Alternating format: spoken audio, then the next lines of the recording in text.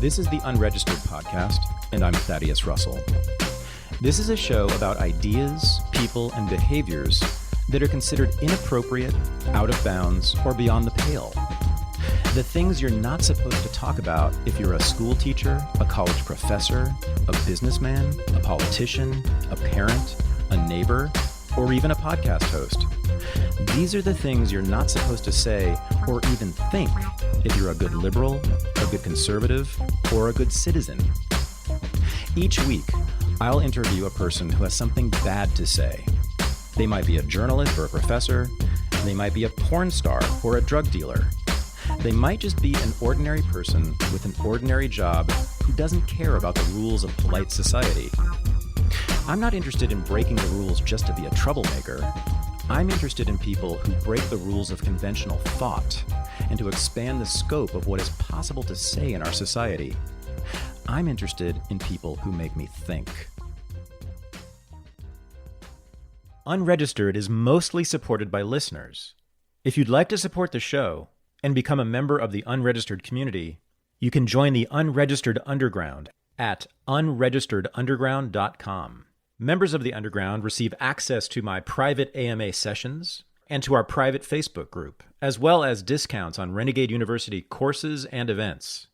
Again, to support the show and join the Unregistered community, go to unregisteredunderground.com. We also have 2 special Renegade University weekend events coming up. One is in Los Angeles, the weekend of February 1st to the 3rd, and the second is in Washington, D.C., and that's March 15th to the 17th.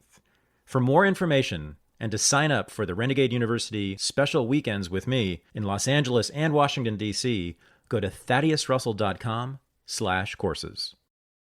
If you've read my book, A Renegade History of the United States, you'll know that women who were prostitutes in the 19th century pioneered many of the freedoms that women and men now take for granted.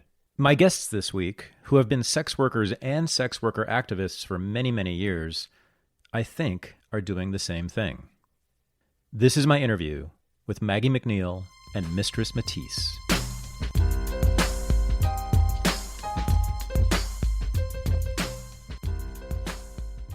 Okay, so the challenge for this episode is to not make any threesome jokes. Oh, man. What? You got me in a box here. I know, both of us. Because this is the first Unregistered episode, as you know, in which there are 2 guests.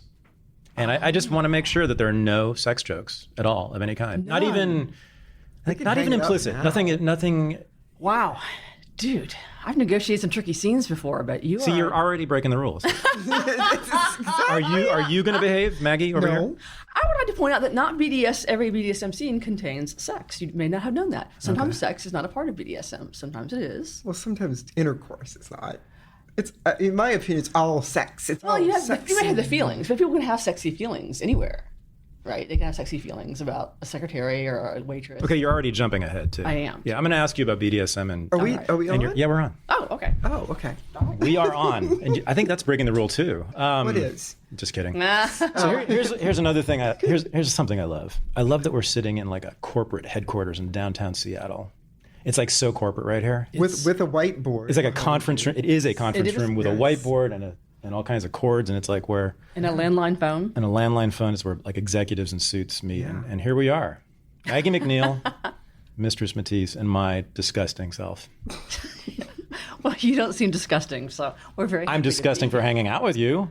Don't you know this? It's the way, it's the, what is that, transitive property or something? Like the transitive property of association grossness? Or something? Yeah, like if when you're a fallen woman, whoever she touches is it's also... sex rays. That's what it's sex rays. Sex rays? Oh. Yeah, we put out sex rays at very, very high concentrations. I think you're breaking the rule there, talking about the sex Are we? rays. I said sex. No, that's okay. Oh, okay. That's kind of like an abstract theoretical point you're making there. Okay, I'll remember that. Yes. And metaphoricals, that's fine.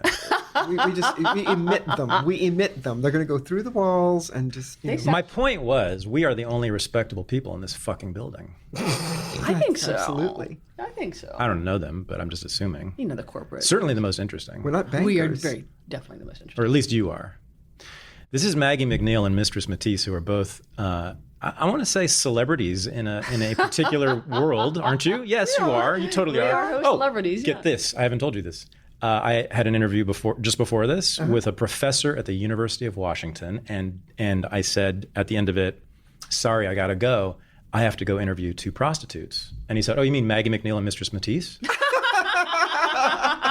Really? I swear to God. That didn't happen. I swear to God. No, who was it? Daniel Bessner. He's on he'll be on an episode soon. Yeah, Yes. he teaches foreign policy. He's not even anywhere near this world, and he follows both of you guys. He said, yeah, I love both of them on Twitter. Oh my God, I that's swear to amazing. God. Good to know. But he's not even in the sex work world. In the sex worker world, you guys are totally celebrities. Oh my God. You're known by everybody, aren't you? That's so funny. I don't know. I mean, Yes. Well, I was pretty astonished when I was listening to the podcast with the Border Patrol guy, Yeah, we're going to talk about that for sure. and that his wife knew who I was, which was pretty cool. So let's do that first. So breaking news. Maggie got a cop to leave his job. that's impressive. Thank That's you. really impressive. Thank you. I mean, that's what happened. It's a good That is life. what happened. It's a good life. That's what he said. Yeah, by his own. I mean, words. He should be proud. damn. It's one of the proudest moments of my Give me life. a high five. High five. Ho five. Yeah, right? To be a part of that is one of Yes. the proudest moments of my life. Yeah. Maggie and I talk a lot absolutely. about like really peak goals for whoredom. Like we were talking about stuff in the way career. Like there are just things that if you really want to get to the highest levels, you just have to do. And I think getting a cop to quit his job is think, definitely yes. a peak horror Absolutely. My God. achievement. Absolutely. I mean, that's kind of like like your succubus, and you have, at least once in your career, millennia long career, you have to get a paladin, you have to get a knight to break his knightly vows and. Well, so you actually did what they're always trying to do to us. Yes. You like rescued one of theirs. That's exactly right. You rescued a cop. You rescued a cop. That Maggie, feels you're good. such a good person. No one can you, ever say darling. you hate cops when you rescue them. That's true.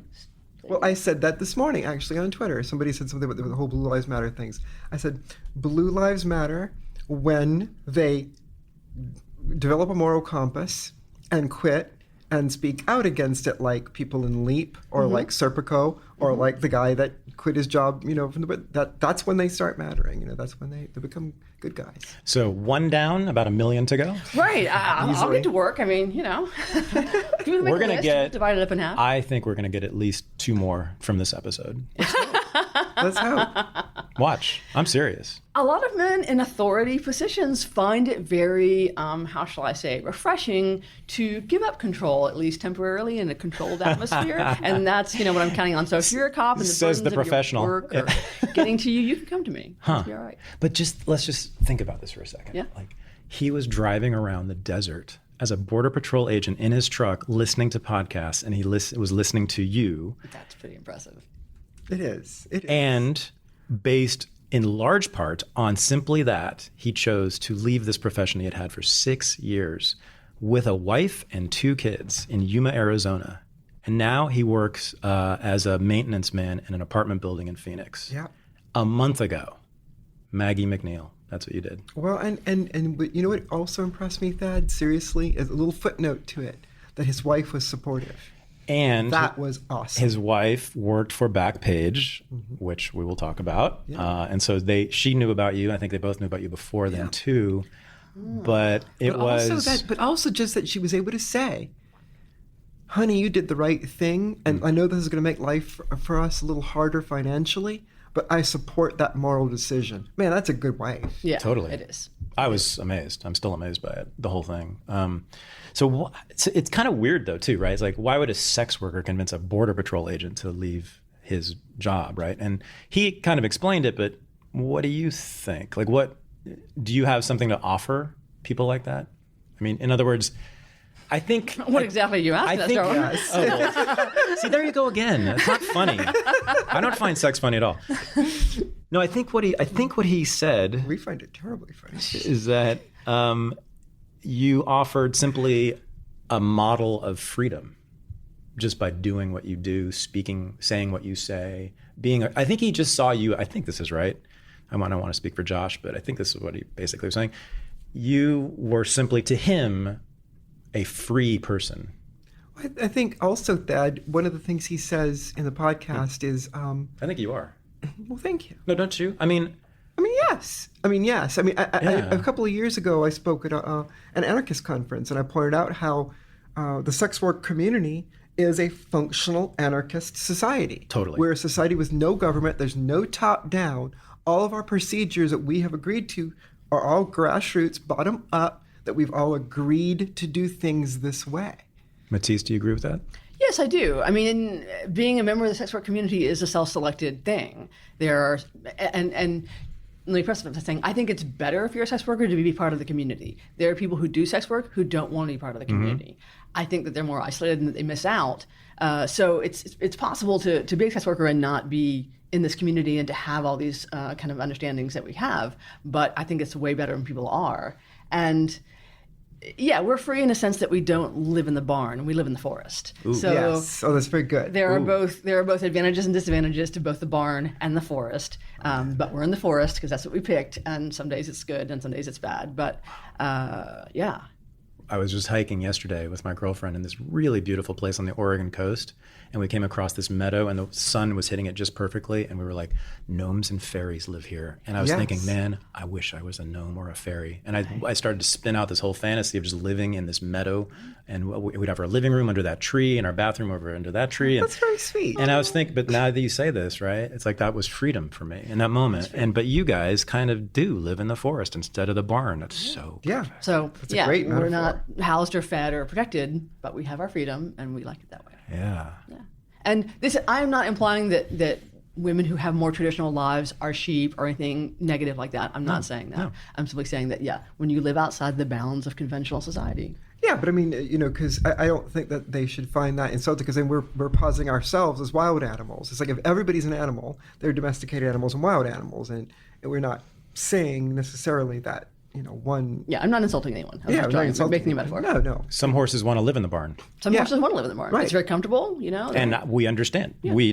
The three of us, Yes, we agree. absolutely. We understand the comforts of the barn. Absolutely. If I got a sufficiently fancy barn, I might be persuaded. but I lived in a generally barn speaking- I lived in the barn for a while. I tried. I really did try, and it didn't kind of work out that way. When you were married, you mean? Yeah. Yeah. I mean, it's kind of living in the barn for a while and not telling anybody that I had been a sex worker and, that kind of thing, and having to behave myself and having to not quite show quite as much cleavage when I went to town and, all that kind of stuff. Yeah.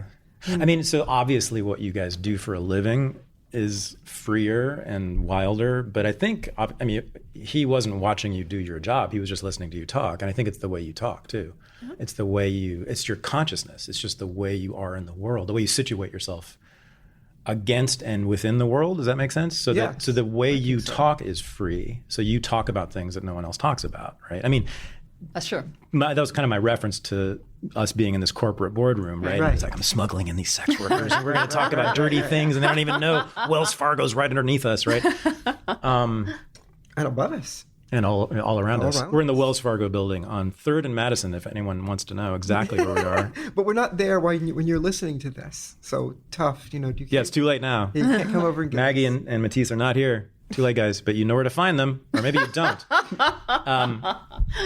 So let's talk, I guess, Matisse, so I don't really know you except by, on Twitter and through Maggie and all that. So, and a lot of people listening won't know who you are, I would think. Who are you? Everyone knows me. My name is Mistress Matisse, and I have been a dominatrix for about the last 20 years. I have been a sex worker for longer than 20 years. And I've done about everything in the sex work industry you can do. I didn't do much porn. I've only made one porn.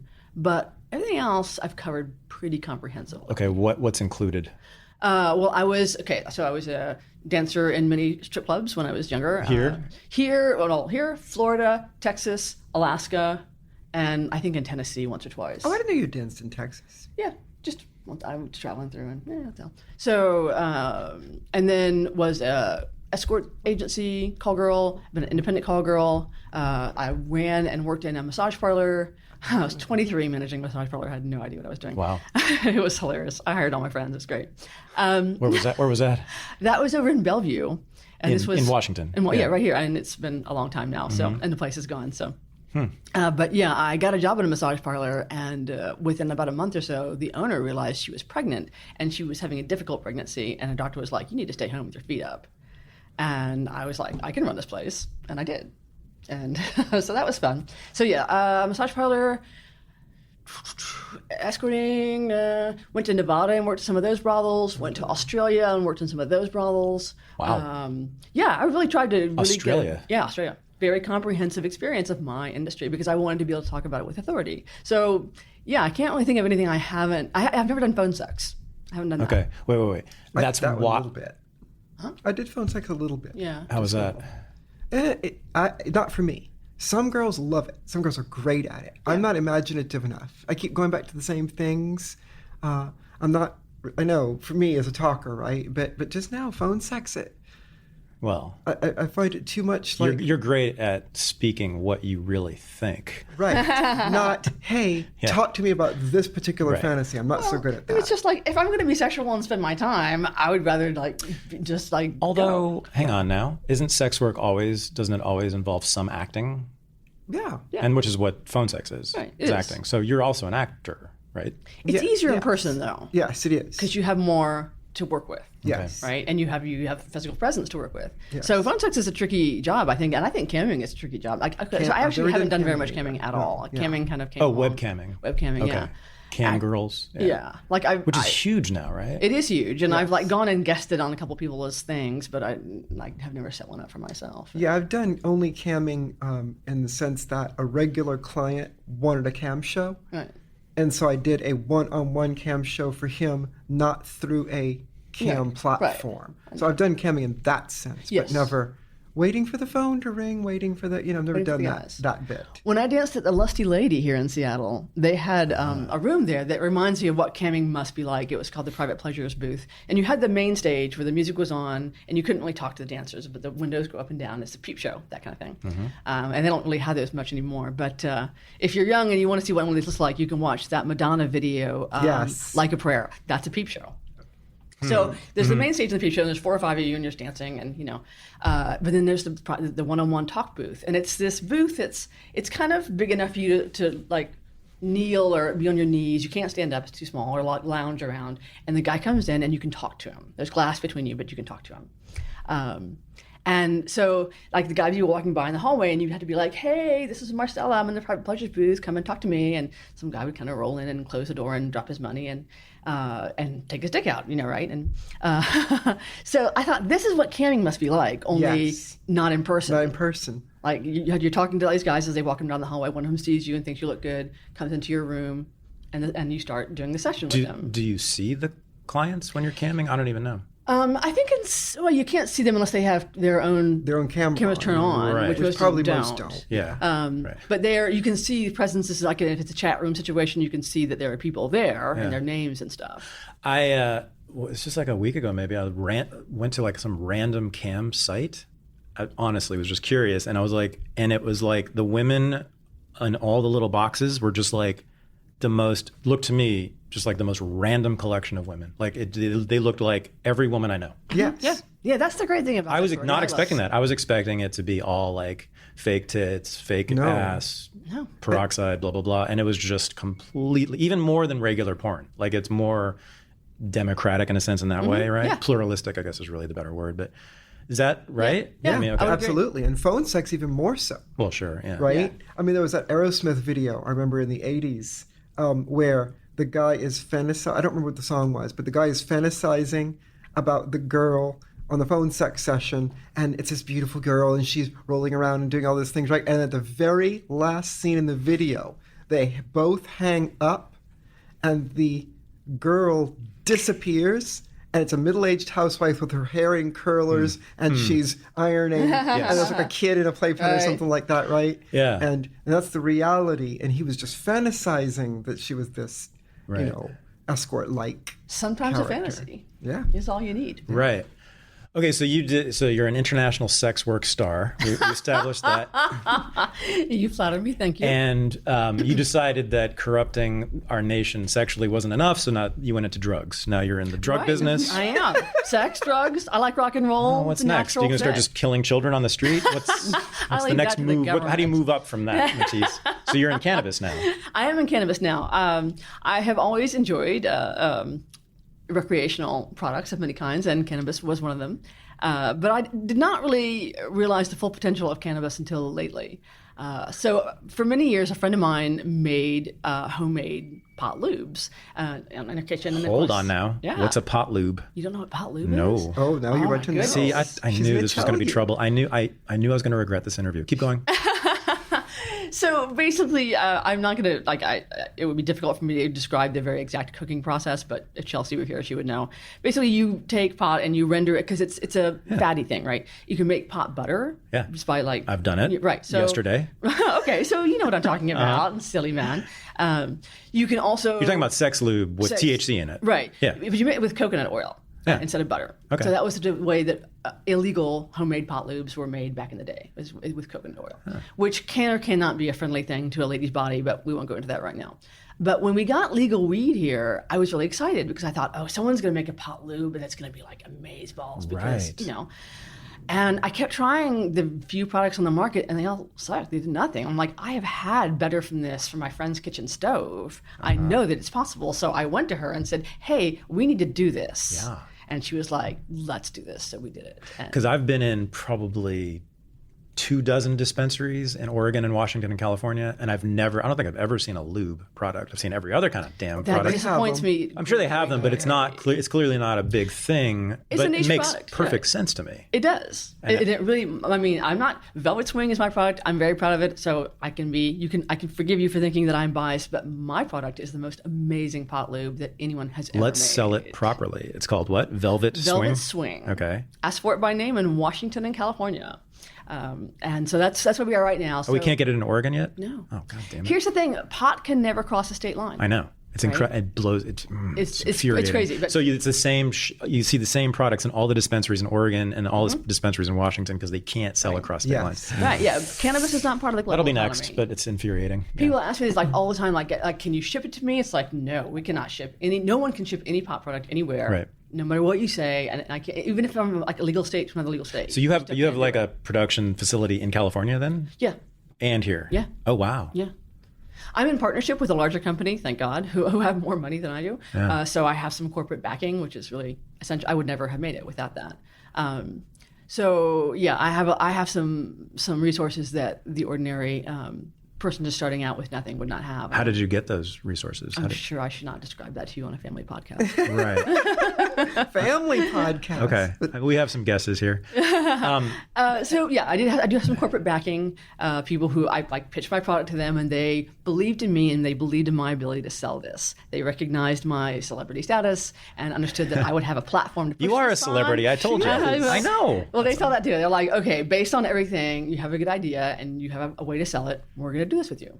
And I'm lucky that way. So you're the front person. Yes. For this. Yeah. I own the company. I founded the company. It's all mine. But they help me manufacture it and distribute it. Yeah. With their trucks and their warehouses and things. And one thing that has not been mentioned that makes me I'm so surprised fucking happy. Matisse It is just not makes me so saying happy. it, Yeah, go ahead. that needs to be said is that it is hers is the only pot lube that can be used with condoms. It's true. I hadn't gotten to that part of the pitch yet. Oh, because Yeah. No. It's Normally, fat because it's water based. we are allied with a company called Terrakino, and Terrakino has a patented formula to make pot water soluble, and that's a rare thing. Yeah. But that's why I wanted to partner with him. Is that like I understood how pot lubes were made, and I had experienced the drawbacks and the advantages of them. But I said to her, we have to try and make this water based if we can. I wasn't sure if we could or not, and she wasn't either. So we had to work on this formula and test it a lot. We suffered so. Did you do your own chemistry? I didn't do it. Chelsea did it. I am the flash. She is the brains. Yeah. But you didn't like hire a chemist to do this? No, You just we did it ourselves. Wow. I mean, And it's selling and you're doing well? It's it's early days yet. I'm not. I won't be retiring from sex work anytime soon. But I'm really excited, and we're coming out with some new products like in the next month or so. So I'm super excited about that. I'm building a second phase here. I That's what I'm love doing. it. I Thank love you. it. I love it too. As you should. Oh, yeah. I sort of. So you'll both understand what I'm saying here. I spent the vast majority of my life facilitating other people's wonderful, sexy times, and that makes me very happy. I like doing that. But it's almost all been for men. I love that finally now I have a product that for women is going to facilitate your sexy time, and you're going to have fun because of me, because I want you to. I want you to have all the good times. And gay men. That too. Because it is good anally. Now, if you use it anally, and it will make some you straight hot. men, Yeah. right? Right. Yeah. We designed it for a body like mine. We had to rely on What does that mean? a cis body. Oh, Cis female body. Yep. So, we tested with everyone. We tested with all different kinds of people, and the women were the ones for whom it worked the most consistently and the most strongly. Everyone else's responses were kind of all over the map. And we have some men who absolutely adore Velvet Swing and love it, love it, love it. And we have some men who are like, it doesn't really do anything for me because you have a different body than I do. So what we actually heard a great story the other day, and I just makes my heart just melt. A lady I know who had just had surgery because she's trans and she'd had bottom surgery, and they have to dilate with a medical instrument after the surgery for the healing process. And she told me that she was using Velvet Swing as her lubricant during her dilation sessions, and that it helped a lot. And I was like, that nice. makes me so happy to hear. I want it to be everything. And 10% of women have painful intercourse at any given time. And Velvet Swing, the CBD in Velvet Swing really eases that a lot. And I want to make a bigger push about this in this coming year because we're really getting a lot of anecdotal evidence about women with endometriosis or vaginismus or any of the other basically painful sex things are coming to us and saying that Velvet Swing has helped them. This is not a scientific claim. We haven't made a medical study. This is only anecdotes, but I really want to look into that more because it shouldn't be painful to have sex. You should enjoy it. So it has CBD and THC? Yes. So you get high and you feel better even when you're not high. Makes your pussy high. It makes your pussy. Now topicals don't cross the blood-brain barrier, right? So they're not psychoactive. Wait, it only makes your pussy high? It only makes your pussy high. Why does it not enter the bloodstream? Because you rub it on your skin, and it can't get into your bloodstream. Oh, okay. So it stays very local. So THC is a vasodilator. What the hell does a high pussy feel like? Great. Really great, and wants to have some sex, and let's do this thing. Yeah. Oh, okay. I didn't know that's what was going on here until just now. Well, let me know. You're making pussies high and only pussy? Yes. This is gigantic news. Oh, wow. So THC is a vasodilator. So every man listening now is rushing to their to the computers and buying. They should be. California or Washington. In California, Washington, or they are sending an angry email to their senators and congresspeople demanding that Let's hope so. decriminalize all this stuff because they want their women to have high pussies. You do. You really do. A woman with a high pussy is a course. happy, happy woman, and is going to want to have all the sex. Wait, seriously? What does it feel like? Tingly and warm, and it wants to have attention paid to it. No way. Without entering the bloodstream. Yeah. It tends to increase your I mean, I'm not super orgasmic. It's hard for me to achieve orgasm. And I tried the Velvet Swing, and I was like, of course I tried because my friend was making it, right? So I was like, okay, I was kind of skeptical, but no, it really does. It did increase my number of orgasms. It increased how easily I was able to have them. And I was experimenting with a person that I knew how to give them to me. So I was trying to keep it as scientific as possible. But now I had 6 or 7 in a row, which for me is pretty damn unusual. Yes. Yeah. I just need to pause the podcast because I'm a little too excited right now. This is the biggest breaking news in a long time. I don't know. Wow. Do you want me to tell you how it works? Or? Yes. Oh, okay. So, this is the elevator pitch here. I can go on at length. Velvet Swing contains both THC and CBD. THC is a vasodilator, and when you apply it to your sensitive areas, your lady parts, it draws blood there. So in that sense, it acts like a lady Viagra. We are not making a medical claim. It's not just like Viagra, but I'm comparing it to something that you're probably familiar with. So it draws blood down there. Everything gets engorged, warm, starts feeling tingly, and whenever something part of your body is swollen, it's instinct to want to press on it, right? Yeah. So it starts to feel like I want some pressure in this area. I want someone to touch me, and and the CBD is great because, as I mentioned a minute ago, a lot of women report having painful intercourse just for kind of no specific reason. They're not recovering from an injury. They don't know if they have an illness. It's just kind of owie. That can be so. If you're a woman and you walk around all day, you're holding all this tension in your body because you're supposed to hold your body in a way that's neither not too attractive nor yet not attractive enough, and to sit like a lady. And so you walk and you build up tension in your body. CBD is acts like a muscle relaxant in that sense. And I don't mean your pussy itself will get loose and floppy. I mean the muscles in your abdomen that you've been holding stiff all day and holding your stomach in. If you try to walk into your bedroom with your husband and have him penetrate you with all that tension, it's going to be really uncomfortable. That's just how that works. CBD makes that go away, and you feel softer and more velvety and receptive to penetration. Not all sex has to involve penetration, but a lot of sex does, and that makes it a lot better. So you were saying women carry this tension about being between the whore and the Madonna, maybe is what you're saying? Exactly. Yes. And Mistress Matisse, are you now saying that you have resolved this contradiction for women I have solved it for of all about time. 5 millennia? You have solved this, the Madonna whore? Just get high and use Velvet Swing Ladies, you'll be fine. At least for that little window of time. At least for that window of time. In that moment, I mean, I just. You're like the George Washington of feminism or something. I mean, this is like... Oh my God, you're such a charming except man. way better. Met this man before. He's charming. Don't you wish I had introduced you earlier? Oh God, you're keeping this little gem to yourself. No, let me take that back. You're the George Washington of sex positive feminism. Or something like that. Something it's a like little that. better. That's better. Yeah, I don't really think of myself as a feminist. Because a lot of feminists wouldn't like this. I don't think either one of us really thinks of ourselves as feminists. And you don't talk about being feminist, so or at least you don't. I know Maggie doesn't. don't. But I don't know why you want to join a club that doesn't want you as a member. Right? You know? you're fuck feminist. You're the George Washington of female pleasure. How about that? I will take that. Thank you. I will have that on my tombstone. Is way better. It is pretty awesome. I thought I should go stand in a boat or something and chop down a cherry tree or something. I don't know. I don't know. I mean, that sounds. It just sounds fantastic. I mean, I don't know. It just sounds. What's not fantastic about this? I'm a person and I have my moods and I get up and I'm grumpy. I'm gonna step back and go, okay, Matisse, really, just shut up. Like your life is so awesome. You should never complain. I mean, you're making cops retire. Yeah. You're giving all these women pleasure. Like we're done here. We're awesome. Let's just go take a long vacation and celebrate how amazing you guys are. I'm very lucky to be living the life that I live. I'm very lucky. And I love it. Yeah. Yeah. All right. Back to you, Maggie. We know all about you.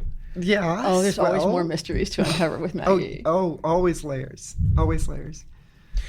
So what's going on? In what particular way? I don't know. There's just too much. You pick. What's going on? God, I mean... What do you want to talk about? You can be angry. You can be happy. You can talk about what pisses you off, the people who piss you off, the clients, the lawyers, the cops. Clients only really You complain piss me about off. clients a lot. No, I don't. When do I complain about clients? When have you ever heard me complain about clients? That's perhaps a more specific question. I mean, sometimes, among ourselves, certainly we complain about clients. Sometimes On because Twitter, don't you quite often? Oh, no, I complain about non-clients who are wasting my time. That's it, okay. Not the same. These are guys who are like reaching out to you stupidly, awkwardly, and expecting cheaply. you to be free or whatever. Right, Okay. exactly. They're, that's what that is. Yeah, but it's certainly not actual clients. Not actual That's clients. right. Yes, That's right. The whole point that they're not clients. Yeah, and you'll post like what they tweet to you, stupid stuff. Yes. Yeah. Right. Okay. Yes, but like I said, that's people who are certainly kind of posing as clients, or they want to be clients, or they say they want to be clients, but they don't actually do what they need to do to be clients. Which is what? Which is to follow the damn rules I have set out. I mean, for goodness sake, it's just go to my website, look at the stuff, give me the information I want. One of the things that makes me crazy, and I've talked about this and you've seen me do this on Twitter recently, is guys giving you information you don't want and not giving you information you do want. Ooh, like what? So like my form on my website, my booking form, right? It asks for name, phone number, email address, occupation, how long an appointment you want, when you want the appointment, and references. That's it. That's what I want. I don't care how tall you are. Yes. I don't care how much you weigh. Always that happens. Oh, really? Right? Yeah. Yeah. Height, weight, and dick size. Height, weight, dick size, and skin color. Oh, Yeah. yes. I'm a white male. I'm 6'1", and I weigh, this many pounds, whatever. They seem to don't be care. unaware of what sex work is. Yes. Well, they're, Right? and that's That's kind of the- part of it. yeah, I mean, yeah. this is a fantasy and we understand that and stuff, but again, it's like a BDSM scene. Like you got to have your negotiation first, and then you go into scene, and you're totally in the moment, and everything is very. But before that, you have to just get the nuts and bolts out of the way and negotiate. Right. Here's what we're gonna do. Here's what we're not. Okay, and it's like. Guys email me all the time when they do this, like they write in lowercase because that's a submissive thing to do, and they're like, "Dear Mistress, I'm kneeling as I write this," and I'm like, "Sugar, I don't really need this from you. Like this doesn't make." And I'm sure there are ladies who like it, and it's fine.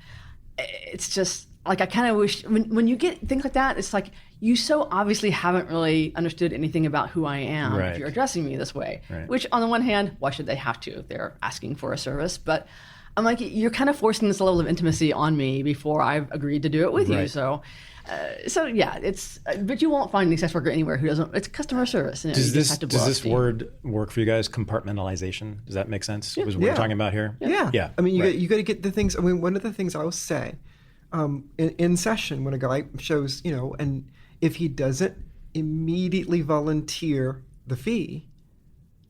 I will make some sort of thing like, well, I like to get the businessy part out of the way first, is what I usually say.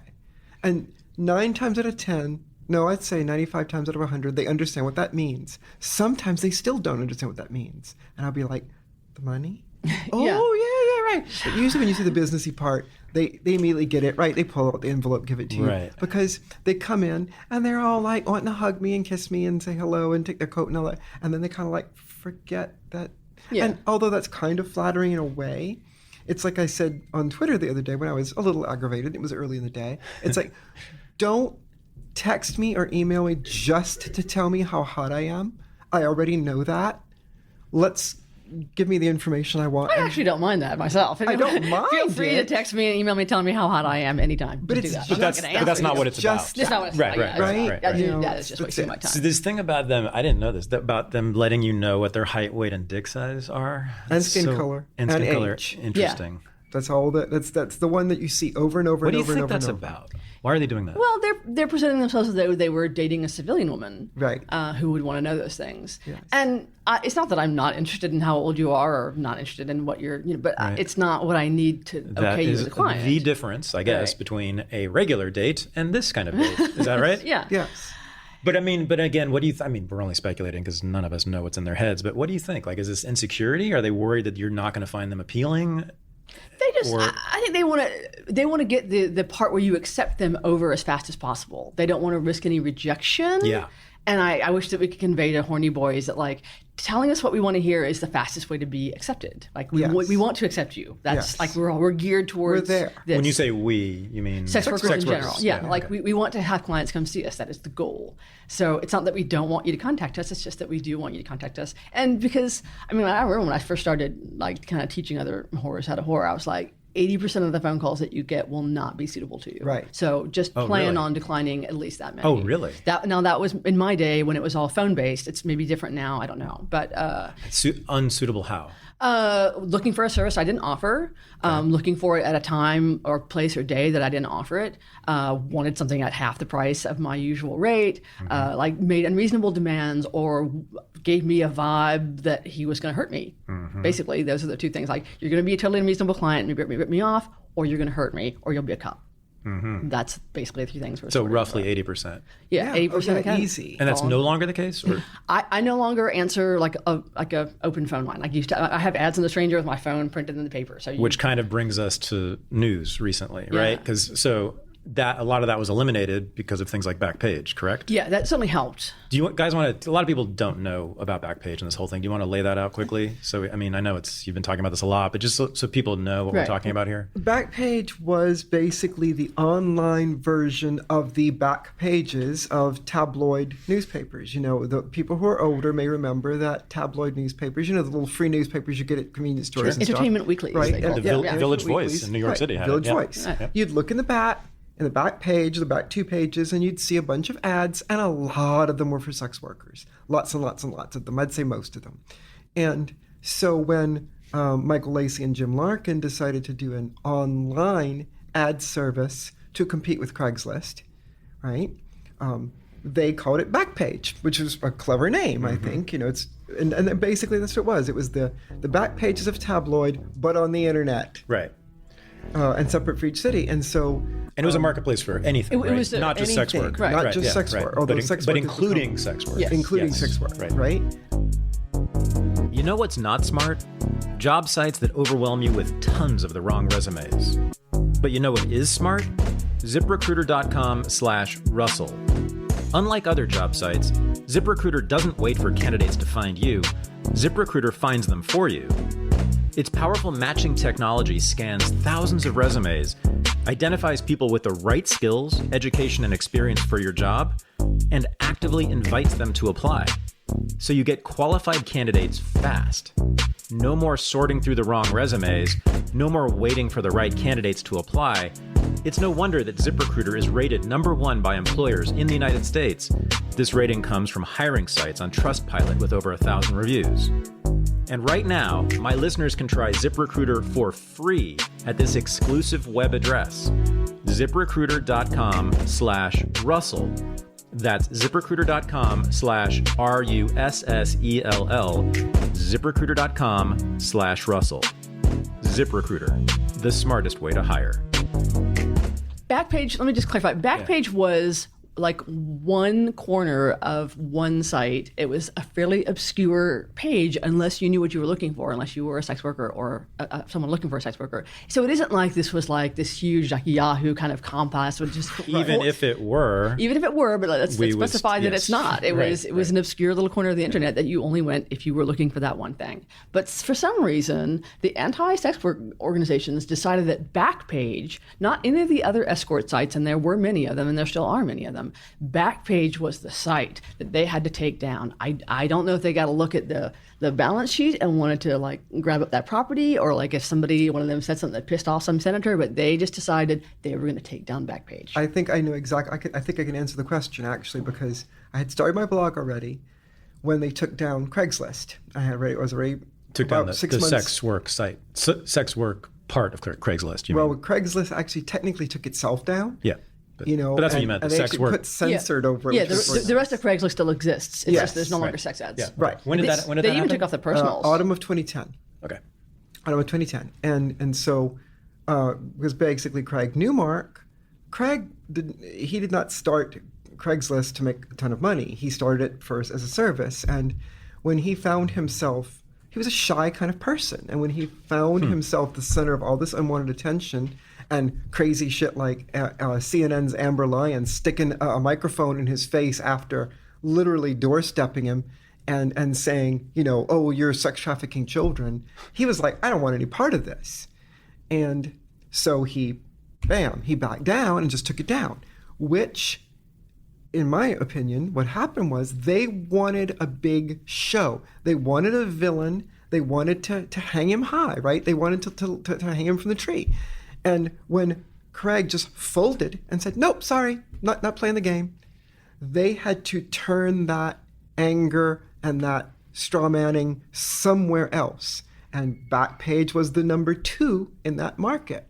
And so they went, boom, they just dropped down. That's exactly what happened. It would be as if they were attacking United Airlines. United Airlines folds. Now they back up to Delta or American. I'm just astonished they didn't go after like Eros Guide. Because Eros is not well known, and Eros is. I've never heard of it. What is it? It's an escort. It's a big fancy escort mall. Eros what? Yeah. Eros Guide. Eros Guide. It's a national chain, a bunch of websites in most of the major cities in America, and it's what we call an escort mall, which means you submit your ad, and there's dozens of ladies listed in lots of categories, and you shop them just like you would, and then you contact her and you begin. And they have not gone after that yet? No. Well, yes and no. They haven't. Eros, years ago, when I was doing my book tour, my first book tour in 2014, I met with Eros people, and they were asking me, hey, give us your advice. How do you think we can protect ourselves against this crazy escalating stuff? And I said, well, the first thing I would do if I were you is move offshore. And they said, yeah, we were already in the process of doing that. They were already literally like at the very end of moving their operations offshore. And just last year, one of the mistakes they made, unfortunately, they left their call center in North Carolina, which is where they originally started. It was in North Carolina. And their call center was still there. And so the feds raided their call center and took out boxes and boxes and boxes of records. Now, they couldn't go any farther because all their other operations were overseas. Only the call center was on U.S. soil. So they've been doing some stings on Eros. Maybe that's why they went after Backpage, because they couldn't get Eros. I don't know. But so, well, I mean, but Eros is a straight up escort mall. It serves no other function. Like Backpage was actually a fully flourishing site with lots of non-sex work stuff on it, and yet that's what they went after. So finish the Backpage story. So what happened with Backpage? So what happened with Backpage was that so they started going after them, but as someone told me way back when I first started writing about it, was that whereas Craig Newmark was kind of a shy guy and didn't really want publicity, Lacey and Larkin are Irish journalists who love a good fight. I bet that's probably right too. It is a fight. It is, absolutely. And so when the government flew up in their faces, and these are guys who had been arrested by Joe Arpaio for exposing his crap and spent time in jail. Oh my God. Yes. They're national heroes. They're international heroes. Oh yeah, they had gone after Cindy McCain. And they were the ones who exposed her drug use. They were the ones who exposed that she was stealing from her own charity and all this kind of stuff. So so the political establishment in Arizona particularly hated them. And so maybe it was a convenient way to take them out anyway. Absolutely. And so Lacey and Larkin, when the government started, shooting for them, they were like, woo, let's go. Because they had no idea at that time that the government would break its own rules to get them. Mm-hmm. They knew in a fair fight they'd win, and they did for years and years and years. The government started in 2011. Up until last year, up until 2016, they were, 2015. For those first 5 years, the government was fighting them, taking them to court, making these crazy accusations. They'd go to court. The judge would rule in favor of them because they were in the right. So it wasn't until 2015 when Tom Dart of Chicago did that crazy shit. I don't know if you know. Who's Tom Dart? Tom Dart, sheriff of Cook County. Cook County, yeah. And he literally sent out a letter to Visa and MasterCard on his sheriff stationery, basically saying, well, this is a nice payment processing company you got. It'd be a shame if anything would happen to it. And he shut down Backpage around the world. Around the world. Places where sex work is legal, like Australia, were no longer able to use Backpage because some county sheriff in Illinois scared Visa and MasterCard. And people in another country are like, wait, this is my main platform to advertise on, and now I don't have one anymore. Yeah. Like that. And it wasn't like, you get any kind of notice or anything. You just wake up one morning and it's gone. Right. And then you're like, do they have my information? Are they going to be coming for me? Are they going to, what's going to happen to me? You have no idea. It's very upsetting. And and Backpage tended to be a lot of that because Backpage, the entry fee for Backpage was very low. Yeah. It was free for a while. And it was like $5. Yeah, it was free for a while. It was like $5. You could get you ed for $5. Whereas like Eros, is hundreds per month. Yeah, really high. So it's more the so-called high-end escorts. Mm-hmm. And Backpage was more entry level. Backpage was more the kind of girl could decide, let me try escorting and see if I like it. And she could, boom, put an ad on Backpage, do it for a week. If she decided she didn't like it, she's out $5. Mm-hmm. So it was a lot more friendly and low entry and even established escorts. If you're having a slow week, you can jump on Backpage and kind of kick things up a little bit, right? Absolutely. It totally was great. And so that was why I think that's one of the reasons that they went after it. That does make sense. Because it was so popular and it was so, and let's face it, right? We've seen this. Prohibition always targets the most marginalized people, right? Mm-hmm. And so since Backpage did have more of the ladies who were, working class and didn't have all the professional photos and things, right? Mm-hmm. So of course they're the ones that are going to get picked on. Well, they're perceived as having less opportunity to defend themselves legally, right? I mean, if you or I got arrested, we would hire lawyers. That's what we do. Right. Most girls can hire lawyers. Right. So. Oh man, I just get so. For fucking. This is what we're talking about. I just get too angry. It's hard to talk. It's consensual sex. Yeah, I get too pissed off. For consensual sex. So, and didn't he send out a notice or something to all the attorneys general in the country? No, they were doing that before. Or they did that on their own? Dart, yes. Was it? Tom Dart. Right, but the attorneys general got involved at some point, right? Obama's attorney general? No, the state attorneys general, they started in 2007, I want to say.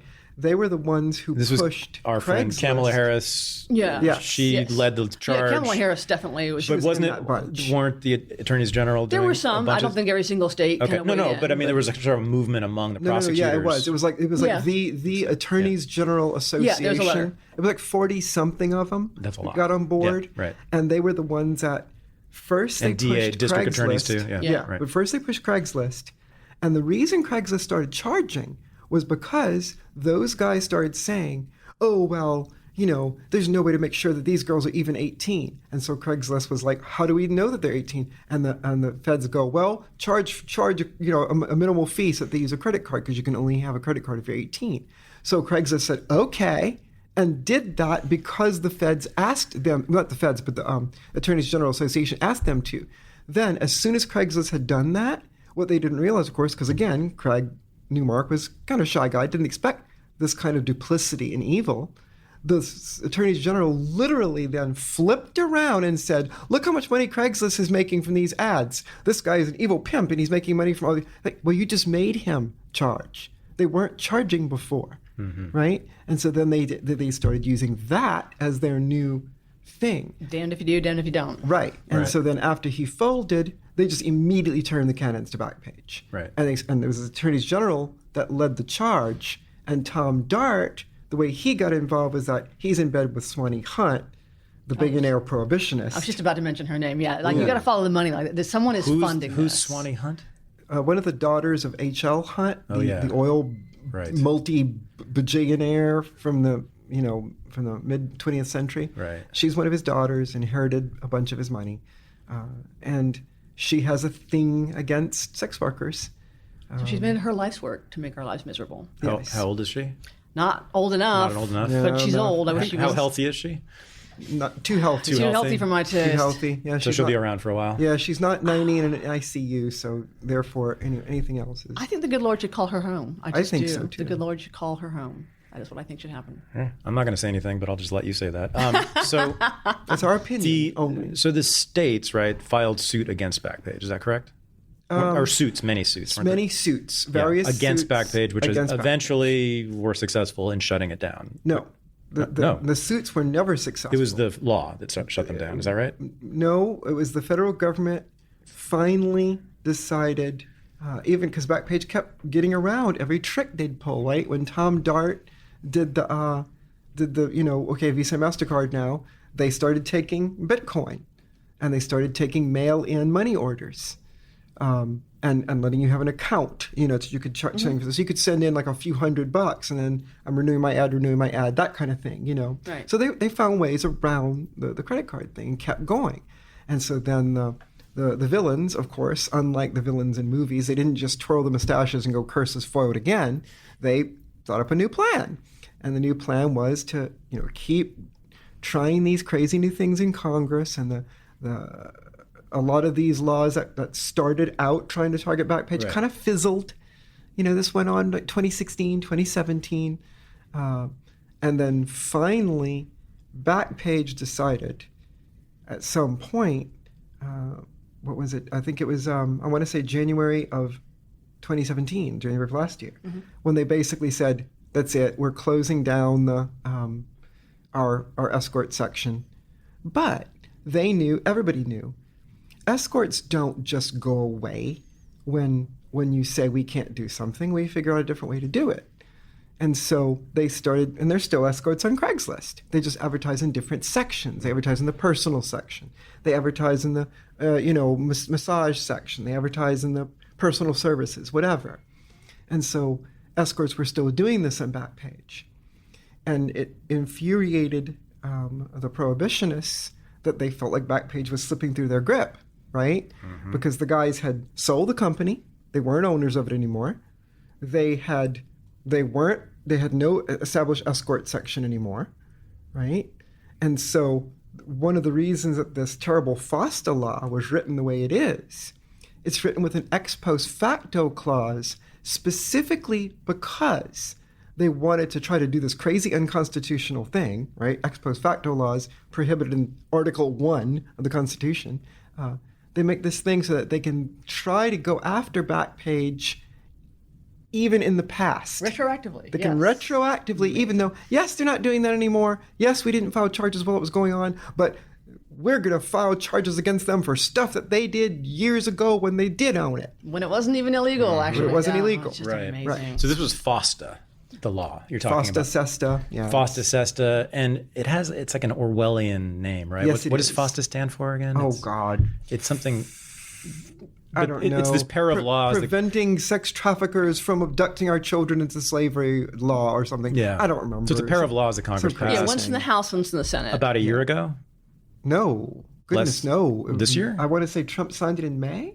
Yeah, April or May. Oh, it was just this. Yeah. Okay. Yeah. But it'd been right. There'd been a lot of talk about rumblings. it. Yes. This was the climax of the volcano. So May of this year, the whole thing. But that's not what it was used to take down Backpage. The weird thing is, even though it was specifically tailored to take down Backpage, the law was passed in March. Trump had not signed it. In April, they went after Backpage with the usual raft of bullshit charges that they always use against sex workers: money laundering, travel act, all this kind of crap. The Mann Act was mentioned. The Mann Act, right? All this kind of really? 1910. Yes. Back in the day, the Made classic. America great again. Yeah. That's right. Right. So they went after them with all this crap and arrested them. And then Trump signed the law like a month later. So as some writers pointed out, well, the claim was made that, oh, we need Foster to take down Backpage. It kind of turns out you didn't, because you took it down before. Yeah, I think they were just trying to starve them into submission, right? They just so much money it costs to defend yourself from these things, and the state can just keep on going and going and going after you forever. Yeah, of course. So I think they're making a lot of money out of the situation. And you have to have politicians need to have a moral panic. Yes. And it's my opinion that as the war on drugs, I'm making air quotes as I say that, as the war on drugs as we know it is just palpably failing, and that failure is being preceded by a larger number of people than it used to be, I fear that the war on horrors is going to ramp up. Yes, and that's what we've talked about. That's what Maggie's been talking about for a while. We've talked about this since, when was it? I'm sort of seeing, I'm in this weird position of being in both these taboo industries. I was going to say, It's interesting. Yeah, it is interesting. But you need people to arrest. You need to have people have jobs arresting the people. You need to have people whose job it is to tell the people. There's a whole economic system built on us getting fucked over, and that's not a great situation for us.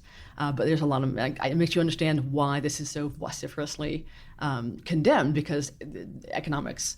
And then there's also just what we're seeing with Judge Kavanaugh going through right now. It's women are not allowed to step out of line sexually, right. And they will be if they do, they are going to be punished a lot more harshly and severely than any guy would be for doing the same sort of thing. Well, and the thing is too, I was kind of rereading earlier this morning the original "Give Your Money to Women" article from a few years ago with Bardo Smith and Yeshua Lords and Lauren Chief Elk, and they were talking about. Just explain what that is. What's the?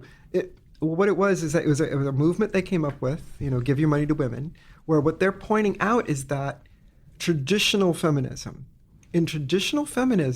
wants to make women believe that they can gain equality with men by participating in these male-dominated systems.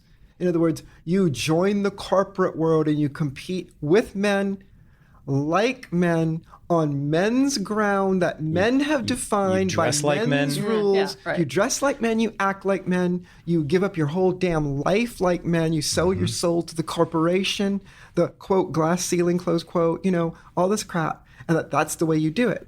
And what these women and are you saying, still won't win the presidency. Correct. Right. And what these women are saying, and I agree with them, is no, that's all bullshit.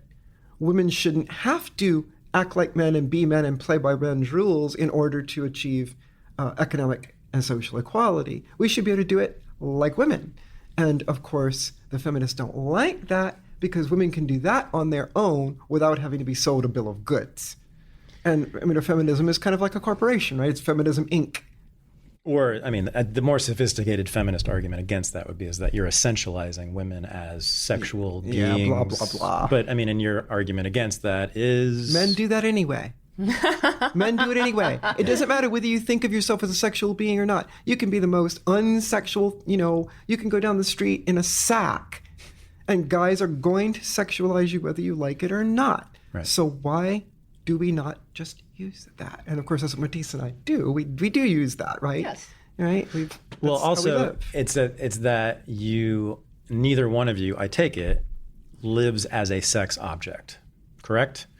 I don't know In quite what what that sense? means. Well, What do you mean? that's the argument that's made, right? Is that by selling sex, you're making yourself into a sex object. You're making all women into sex objects, and that will be the status of women.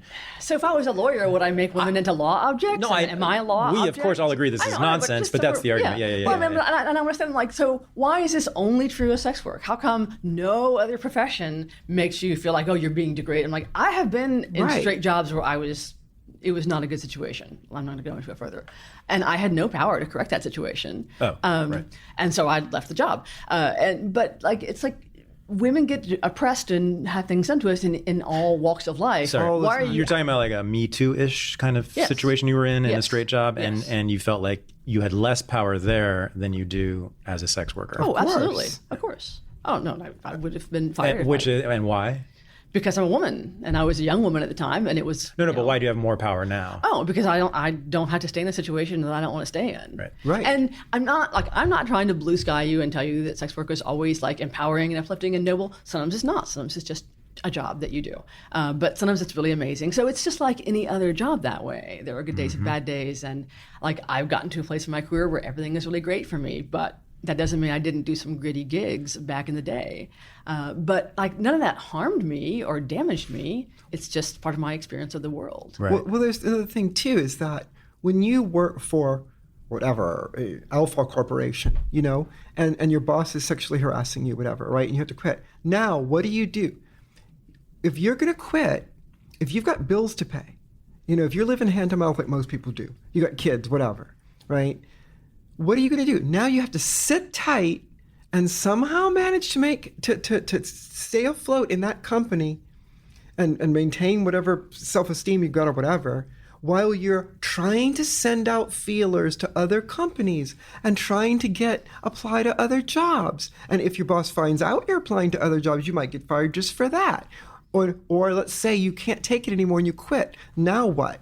Now you have to go on the unemployment and hope you manage to get another job with a letter from the company you just left as your reference, right? Whereas compare and contrast that to our life, whereas guy A is treating me like shit. I decide I do not like him as a client. Fuck you, dude. You're not coming back. I'm not going to see you again. And I have 50 other clients. Right. So the first scenario is a web of dependencies. Yes. Right. And you are operating as independent entrepreneurs. Yes. There's the forest, there's the barn, right? There you go. Yeah. Right. Barn is a wonderful place to be, but it does not suit me, it doesn't suit Maggie. Now, Yes.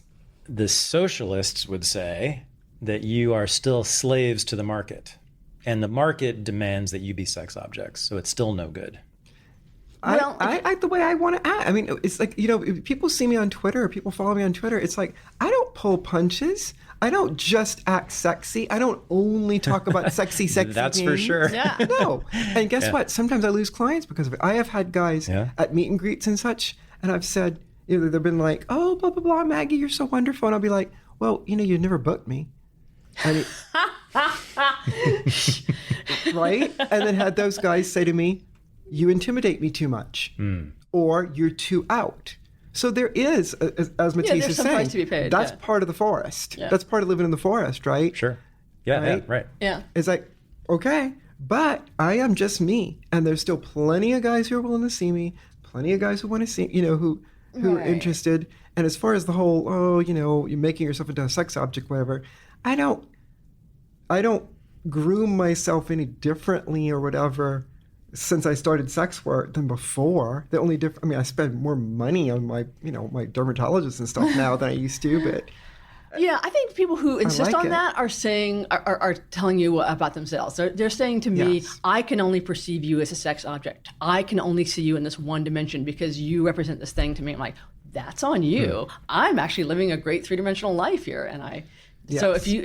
but what you're telling me is that this hypothetical feminist person, if I'm a sex object, it's because she's making me one. She Right. won't let me be anything else. Right. I think they also argue that it's a position of weakness that you're placing yourself in. Well, if they want to cure capitalism and turn us into like some kind of equal society, like, yeah, this is a capitalist system. We have to work to survive. We're doing that. everyone does. And if you're going to tell me that everyone else in the world except sex workers has a complete like sense of moral integrity with their jobs at all times and is never in any way like, I don't believe that. That's not true. It's not what happens, and they know it. It's just because it's sex, they can't handle it. They can't handle it. It's because it all boils down to that over and over and over, because it's different because it's sex. It's different because it's sex. It's different. And as I said in that first interview you did with me 5 years ago, 4 years ago. Oh, one, for Reason? Yeah, the one for Reason, that they used the wonderful Poe quote, and I think it was a great quote. It was, people still pretend that there's this magical mumbo-jumbo, energy about sex that makes it different from all other human activities, and it's not. It's not. Well, I see what you're saying. So I would argue a slightly different point, which is that it is different from other human activities, but it is not a shameful activity. It is not a negative activity. Or it doesn't have to be shameful. If it does. It is shameful because that's the way we think about it, but it doesn't have to be. No, sex is not in itself an inherently shameful or negative thing. If you bring that to it, that's what it would. But it is not in and of itself. It's not like being a hitman or something. I'm like, that's an inherently negative job. Sorry, it just is. Even though we've all fantasized every now and then, like, God. Well, but unless the bad guy we all agree is evil, right? And then the hitman is known as a soldier, right? Yeah, basically. Well, then what he does is great, right? So there's that. Or a cop, exactly. So again, this only proves my point that you can take any job and sort of see it in its good nights and its bad lights. Exactly. So the biggest stigma to being a sex worker is how people treat sex workers when they're not doing sex. Like, because our clients treat us well. Most of our I can count on one hand the number of unpleasant interactions I've had with a client. And he didn't rape me or beat me up. He was just unpleasant. I didn't like it. Count them on one hand. Most guys are fine. You can't. I would agree. So it's not the sex. It's how people treat us when we're not doing sex work, and they find out about they're whores, and that's the stigma. Like, if that stigma in people's minds just go away, that's all there is. It's just perception. Yeah, it's the getting your account canked by PayPal because you're a sex worker, right? And it's the getting your stuff. I mean, in some parts of the world, not so much the United States, but in countries where it's legal but still stigmatized, like the UK, you'll have things like the Inland Revenue decide to audit you at a higher rate, more often, because like they're thinking that there's some massive money you're getting somewhere that they're not getting their cut of. Right. But so there's all these kind of things that are, this is all part of stigma. You have to lie every day, or you don't have to lie, but it's like, if you don't lie, it's going to be a deal. It's just, it's a lot of work. And to me, I cope with all those things because I feel passionately this is what I was called upon to do. And I feel a complete sense of moral integration with my work. And it's important to me. And I'm not going to let anybody fucking make me stop doing it. It's important to you. Why? Yeah. Because there is so much shame and negative stigma about all kinds of sex, and particularly the kinds of sex that I have, which is sex even at the fringes of acceptableness to sex people. Right. And yet I know what happens when I'm in the room with somebody, and they just go with me, and we're on this magical trip. And the connection between us is so profound. Like, I can feel it. I feel connected to the earth in a really magical way. It's a really great experience for me. Why would I let someone stop me from doing that? Did you enter the profession for political reasons? No. Okay. No. I wanted the money. I always wanted the money. Okay. I wanted to be who I was. No. I was just checking because it sounded like maybe you were saying that. I have met people who said that. My position is that joining the sex industry to explore your sexual issues is kind of like joining the army to explore your issues with hierarchical, structures. You're going to learn a lot. It's not necessarily going to be. Right. So, I don't think you should be a sex worker politically. I don't think you should do it to explore your own sexuality. I think you should do it if you feel that you have a skill for facilitating other people's sexual experiences. So is that you saw the political import of it once you were in the profession? Definitely. Yeah. I mean, I was quite young when I started, and I was like, I want this money, and I know I can do this. It wasn't until much later that I became aware that there was actually a community. I thought I was just this lone renegade. And I knew vaguely, you're 19, 20 years old. Where are you from? Florida. What part? Tampa. And who are your parents? I'm not telling you that. Without their names, I mean, what? Oh, my dad was an Army helicopter pilot. Oh, wow. For many years. I'm very proud of him. I love him a lot. And my mom took care of us while we were little kids, and then went back to school, and now she's a therapist. What kind of therapist? Like a talk therapist. Oh, really? Yeah. So is my mom. Oh, really? Yeah. So my best friend is a therapist. My mom is a therapist. Like, I'm so well adjusted. And here's the question. And here's the question you've gotten 100 times, I'm sure. Do they know? Kinda. Like, Kinda. We have. Isn't this kind of like being pregnant? Like no, you either know or you don't know. You're not from the South, are you? I've certainly been there many times. Yeah. Southern families, I believe, have a certain. There's just certain understood that's things. Interesting. Southern Gothic. Southern Gothic, like so, very Tennessee Williams style. Everybody knows. It's not discussed. That's so interesting because that's been my theory about gays in the South forever and ever. It's the same kind of thing. Which is that everybody knows the hairdresser in the little town in Alabama is gay, but no one cares. Yeah. Nobody cares. Yeah. Is that what's going on here? Well, they care. It's just that like they don't talk about it. They don't talk about it. And they don't let themselves care too much. Is that it? No, they don't. You don't think that they're like in their bedroom at night talking to each other how embarrassed and ashamed they are? Oh no. My parents or worried about you or anything like that? No. If I had told them a lot of details, they would have been worried, which is why I didn't tell them. Okay. Like my mom, I wrote a sex column for 10 years for The Stranger, speaking of alt weeklies. So like I would tell my mom, so Mom, I'm writing a column now, and it's a sex column, and if you want to read it, you can, but you're going to know a lot of things about me that maybe not be comfortable knowing. And that was the last I ever heard of that. So like I will offer them an opportunity, then they set a boundary, and I respect that boundary. Huh. So if they asked me, I would tell them anything they wanted to know. But they're setting a boundary by not asking, and I'm respecting their boundary by not talking about it. And your relationship with them is fine. It's great. No Love problem. to pieces. I know some people it's really important that they're able to talk to them. I'm like, I don't want to talk to my family about what I do at work. What do you imagine they say when their friends ask them what you're doing or how you're doing? Oh, well, now they say she has a pot company. Which is better or worse? I don't know. Yeah, like that's my family knows I'm the outlaw. Like my father and I are very alike, and my brother are very alike, and we're always like in a good way. There's the two sort of factions in our family, and my dad and I are like the risk takers and the daredevils, and my mother and my brother. My mother says your brother and I never met a rule we didn't want to follow. Oh, wow. Yeah. Oh, so they're wonderful people. They're just they're conservative. And they're not conservative, they're conventional. That's what I'm going to say. They're conventional. Conservative in the social sense, not in that political sense. Yeah. I mean, my mother's a Democrat in Georgia, which has got to be a difficult thing for her to be doing. And they're in Georgia now? Yeah. What part? My parents are divorced. So my mom remarried, and she lives in Atlanta with a lovely man. And my dad, for a long time, lived on the coast of Georgia, and we just recently moved him back down to Florida, where he could be near my brother in Orlando, because he's living in assisted living facility. I was an in-law in a very large Savannah family for a long time. Were you? So I know that area, Oh, and I love it very much. But he lived on Tybee Island. And I love Tybee more than just about anything. But yeah, that's one of the things I noticed when I was there was things like homosexuality, sex work, drug use, alcoholism. People are aware. Mm-hmm. I mean, I'm just don't vaping care. pot in front of my They just mother. don't talk She about knows it I'm much. doing stuff. Yeah, we just don't discuss it. So that's fun. And racism is different too. It's sort of similar in a way. It's like they're just more casual with it. They don't care as much on either side. Like it's just not a thing as much down there.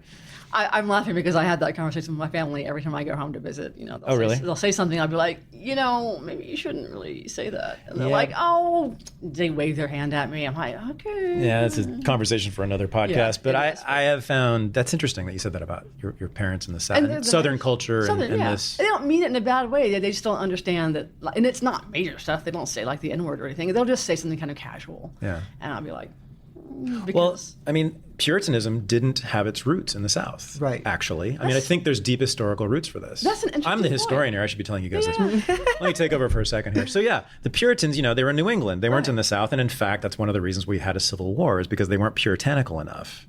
to that. Okay. No, really. So the abolitionists and all the anti-slavery people at the time said two of the major problems with the South is that they have too much sex, both the slaves and the masters, and they don't work enough. Because the slaves have no incentive to work and the masters don't need to work, right? And so here you come along, right? Selling sex and selling weed, neither of which is very good for work. Right? I think it's great. But But so that's my point, right? So like, in other words, it makes sense that people from the South would actually care less. I've not ever heard it expressed that way, but now that you said it, it's very compelling. People in the North, we invented all this neurotic puritanical shit. The Northerners invented it. It's all New England being filtered down. Damn and so the Yankees. farther you are from New England, the better your life is. I won't disagree with that. Well, I often tell the story about my being from the New Orleans area. which is even a microcosm of the New Orleans is South the in perfect general. example. There Yeah, you go. it's even more, Oh, yeah. freewheeling as far as sexually, just blah about it. I like to tell the story, and I'll do a quick version of it.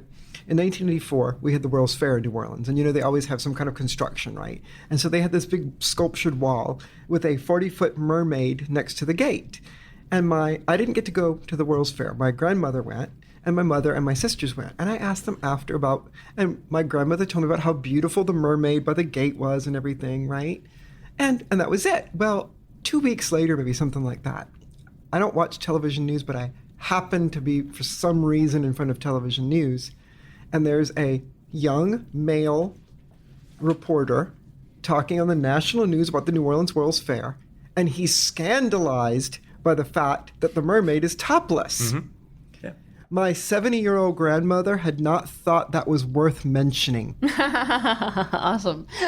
Exactly. Of course, mermaids are topless. Mermaids don't wear clothes. There you Right, go. mermaids are topless. There So you go. Why should I mention this? New Orleans is very far from Boston. Yes. It's very far Very, from very Boston. far. Goodness gracious. Yeah, well, I was raised Catholic, so there's that. But Me too. The Catholics too, right? I mean, so look what the Catholics, Yeah, look what the Catholics well, do. Yeah. I mean, so they talk a good game, Right? right? Of sexual repression. They talk a great No, the game. Protestants are way They're the more sexually best talkers repressed. about repression, but they suck at doing it. yeah. That's why They're there's so many terrible, kids. so to To speak. put it mildly, They're yeah. terrible at repression. Yeah. Which is why it's my favorite Christian denomination.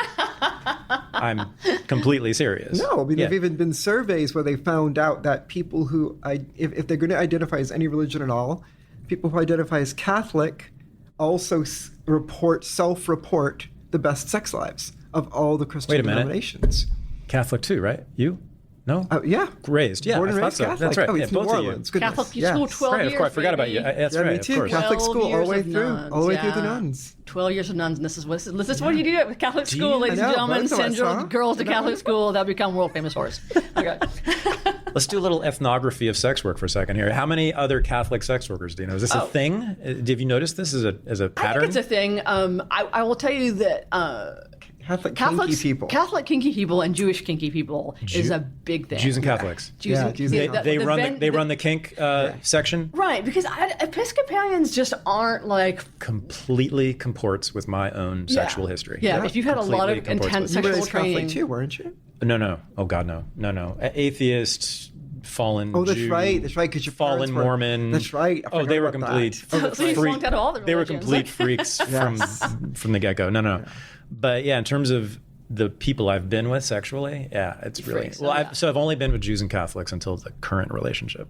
This is the first non-Jew or non-Catholic I've I been think with. I've is right been now. with someone of every religion in my life. It was Jews and Catholics 100% until this current Really? relationship. Is she a Catholic, Buddhist? And she's an ex-Episcopalian. Let's see. Catholic. No, only the girlfriends. But I can't I've say had since anything Seattle were more not. because I will get into a lot of trouble, right? Not So question you. I'm going to stop talking Okay. right now. But it is interesting. It makes sense to me. Like the Jews and the Catholics People, yeah, are yes. running this stuff. I love it. It's perfect. Totally. Well, there's in the Venn diagram, there's a big overlap Yeah. between all those. Not a people. lot of Episcopalians in kink. I love it. So yeah, let's talk about this BDSM thing. I don't get it, and I don't mean meaning like I don't give a fuck what you do, obviously, but like, I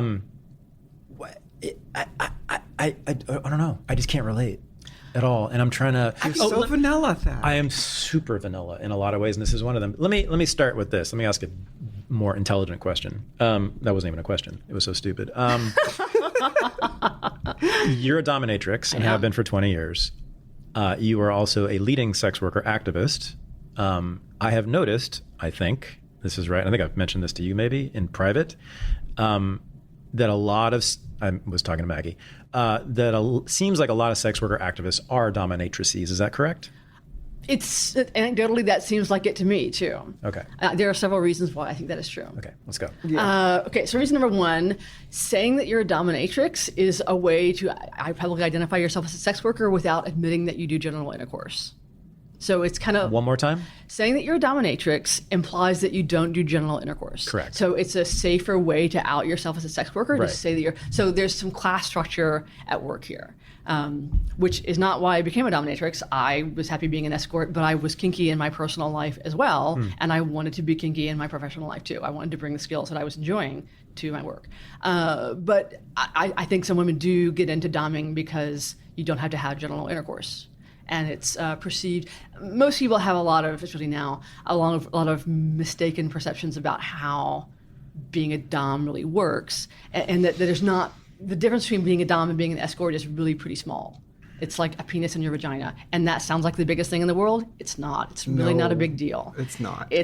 But it's all the emotional. I'm sorry. Rewind that. Having a penis in your vagina is not a big It's deal? not the biggest Is that, deal. No, it's that's not- what you it's two not- want to no. say right Yeah, now? it's not a big To the deal. world? To the Okay. world. Yeah. Okay. I mean, it can be great, but it's not. It's. Kidding. I Yeah, know. it's just I know fun. why Yeah, you're yeah. kidding.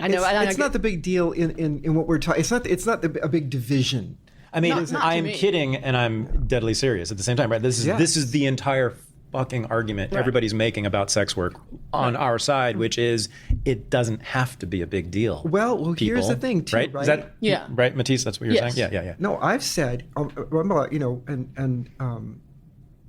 that dominatrix, the rate for domination tends to be a little lower than the rate for full service. I think that's stupid.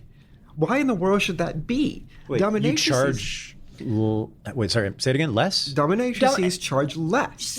Not always, but usually. Really? Generally, the going rate. A little bit. Fascinating. The going rate. Then like a This is why high-end I hang out girl. with you guys, because I Yeah. learn all this stuff Yeah. that I would never learn otherwise. And Okay. that's crazy. That makes no sense. Dominatrices have to have a lot more skills.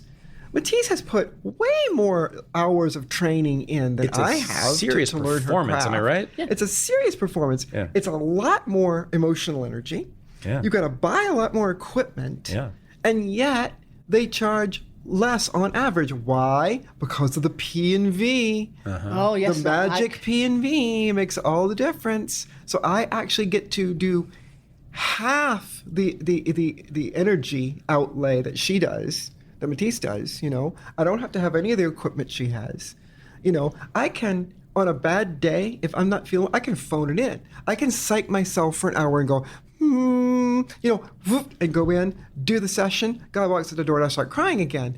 But the point is, I can do this, right? I can basically phone it in. Right. And yet, I'm making more than somebody who has to intensely, really be there and have all this training. And that to me is stupid. Stupid. Naturally, I endorse Maggie's. But then hang on. perfectly. So Maggie, you're a libertarian, so you understand how markets work. So I mean, do. So this is what you're telling me, I think, is just that the market It's the demands stigma. what you It's the stigma. are offering more than what Matisse offers. Is that right? Well, generally. okay, so why a woman chooses to become a dom and why a guy goes to see a dom are two different things. Like a woman might choose to be a Yes. dom because she perceives No, I'm just it- talking about the market for it. That's all. So I've been in this for a while, and there's always been a really steady market for it. And most of the guys who see doms are not lifestyle submissives in their ordinary life. They're usually not involved in the real life scene. They don't go to parties. They don't have other kinky friends. They don't participate in kink events. This is their sole focus. And so you don't have to be super, super kinky to go see a dominatrix every 3 months and have a good time with her. Do you understand what I'm saying? Yeah, sure. Yeah. So the market it kind of balances itself out, but there are a lot of men who don't think of themselves as being BDSM people who do in fact go see a dom sometimes. Right. So going back to what you said, you were kind of posing a large question earlier, and I thought it was an interesting one. And I was thinking about this just the other day. So I'm not a scientist. I'm just going to make some opinions here. At a basic sort of cellular level, men want women to like them and welcome them. Right, that's how you get the sperm to the egg. Like she has to like you, or else you have to rape her. But that's different. For most men, that's not an option. I think that is true for the vast majority of men. Right. Yeah. It's certainly true for me. One of the things about professional dominance, and I think it is certainly not the only reason why my career has flourished, but people come to me with anxieties about not being good enough and not being okay enough, that they want to work out sometimes. And you can bring that to me and confess it to me, and we'll play out a little scene, and you'll get to just vent all that stuff, and then you won't feel like you're not really good enough and no woman would ever want you, because I've got you here and I got you tied up and I've got total power over you and I'm going to do whatever I want with you. and you're going to like it, and I'm going to like it. I'm going to force you to please me. So now I've taken your anxiety and I've flipped it around to where not only are you going to please me, I'm going to make you please me. I'm going to force you to, and you will have no choice. And that's so that relief from having to be kind of in control of all that stuff is just, you see it that come over people's face like this veil has been lifted from them. It's beautiful. Oh my God. It's beautiful. Now I think I understand. And I also think, I mean, assuming you're telling the truth, and I'm sure you are, about this, or at least that your analysis is correct, because you don't really know for sure what's in their heads either, right? But if this is true, then what you are offering is relief from masculinity. Yeah, that is a really good way of putting it, yes. Which sucks. Masculinity sucks. In the faith that you're talking about, The traditional, yes, and when I say that, I mean, you know, Performative traditional masculinity. Western our responsibilities, our obligations as men. Yeah. Oh no. And you are, for a moment, you're giving us, offering release and relief from it, right? Is that right? Yeah. You come into my dungeon and I close that door. It's a big, heavy wooden door, and I slide it closed. Bam. And then we're in this room together, and the whole world just goes away. And I, because I'm good at my job, I will make demands of you that I know you can fulfill. You'll feel good fulfilling them. I will reward you for fulfilling them. And it's a space in which the man not only has no power, he can't have any. Can't, yeah. So he has to give up all of it. He can't care about paying the mortgage, about having the good career, about having the big biceps, about whatever it is, right? No, all that is going away. Oh and my God. Yeah. Okay. Now I get it. Yeah. Or at least I really love the politics of it. I mean, I really do. Yeah, if that's true, yeah. And the thing that's interesting, and we were talking about this is one of the things we were talking about, and you were kind of teasing us a little bit about the penis and vagina not being a big deal. Mm-hmm. In some ways, now this is not true of every kind of full-service sex work, okay? But it's certainly true of my particular idiom, right? I'm older now. Mm-hmm. I'm GFE, I'm the whole courtesan thing, or I've got a reputation. And yes, I still do get calls from guys who are just seeing my pictures and they go, ooh, tits, I gotta fuck this one. You know, yes, there are guys like that. Mm-hmm. But those aren't the guys who come back to me over and over. The guys who come back to me over and over are the ones that are coming back because they are seeing me as to a degree, a mother confessor, as a gentle soul who will accept them, and they don't necessarily have to perform. You know, a lot of guys still want to perform, but they know deep down, I think in their head somewhere, that if they're having erectile difficulties, for example, or if they don't want to do something, that Maggie is not going to kick them to the curb for that. Maggie is not going to be the one to say, well, I'm not going to fuck you because you can't make me come. Maggie's going to be the one who says, oh, no, honey, it's fine. It's fine. Come on, let's do something different, right? Come on, let's cut a little bit, right? So in a sense, it's very similar. It's just a different angle of approach for a similar kind of thing. It's still that acceptance. It's still that that kind of thing. And Matisse talked about her dungeon and the thing. And Matisse has been in my space, and I don't know if you have or not in my apartment, but my apartment, when the door closes, a girlfriend of mine did the decor, a lady we both love very much, but it did the decor, and the decor is very much Middle Eastern, gypsy caravan kind of. It's like a harem in there, basically. Yeah, it's like a harem, yeah. Lots of rugs and lots of hangings and lots of things like that. And I play music that is not particularly tied to any particular time period. And so it becomes like a little oasis. Yep. Out of time and out of place. Out of time, out of space. And he's just there with me, and it's the two of us together, and I'm smiling at him, right? And so again, it's a little different angle, right? Yep. Because I'm not dominating or whatever, but yet it is that same thing. He's releasing the burdens of the world for an hour, for 2 hours. So this also helps explain why they tell you their height and their weight and their dick size, right? I guess maybe because, I'm 5'2" and weigh 250 pounds and my dick is an inch long, but Maggie will still take care of me. Right. Yes. And Matisse will take all the power away so I don't have to worry about wielding any. Correct. Right. Because wielding power sucks. Oh, people don't understand this. You can ask Donald Trump if you don't believe me, because he is suffering more than any human being on earth right now, right? I mean, if you hate him, no less than he deserves. But yes, I hate politicians more than anybody, but I also know that they suffer like it's the worst job possible. Oh, that's why their hair turns white. They're just the most. They have the most masculine responsibility, including the women who are politicians, of anybody on earth, which means that their lives are worse than anybody else's. But they think that's what they want. They think that's what they want, and because they haven't met you guys yet. Well, they have. Yeah, they've been taught. I mean, in a way, right? They haven't met what you have to offer, at least. It's true. Although politicians are among... Yeah, I never had a politician. I always wish I had. That's when it gets to like the cognitive dissonance thing, where the Utah Republican senator who just voted against gay marriage is sucking some guy's dick in a bathroom in the airport, whatever. But like, I don't know what that's about. But I think that generally speaking, that's Jesus Christ, this is amazing. Like I think you're both...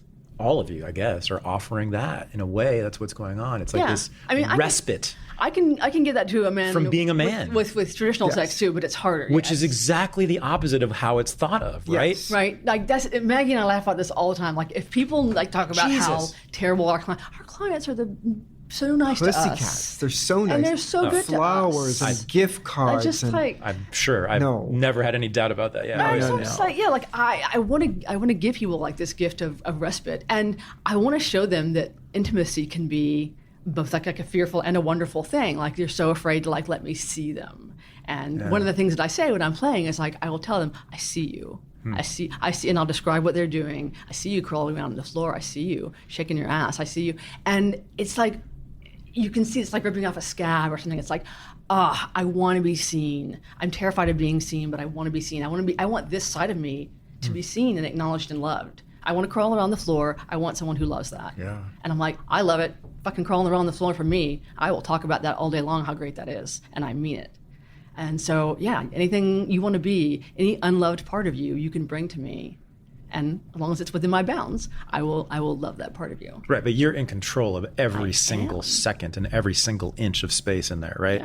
Yeah. And I think that's what you're saying. That's what is most attractive to those men, maybe, is that they no longer... It's a world apart. But it's the responsibility, right? That they're getting rid of in that moment. Absolutely it is. And sometimes, now this is something that of course she's not going to have as much as me, although sometimes you probably do, is that sometimes with a new client, the guy, you can tell he wants to let go of that, but he's not quite there yet. So he's still playing this kind of head game. He's still trying to control things.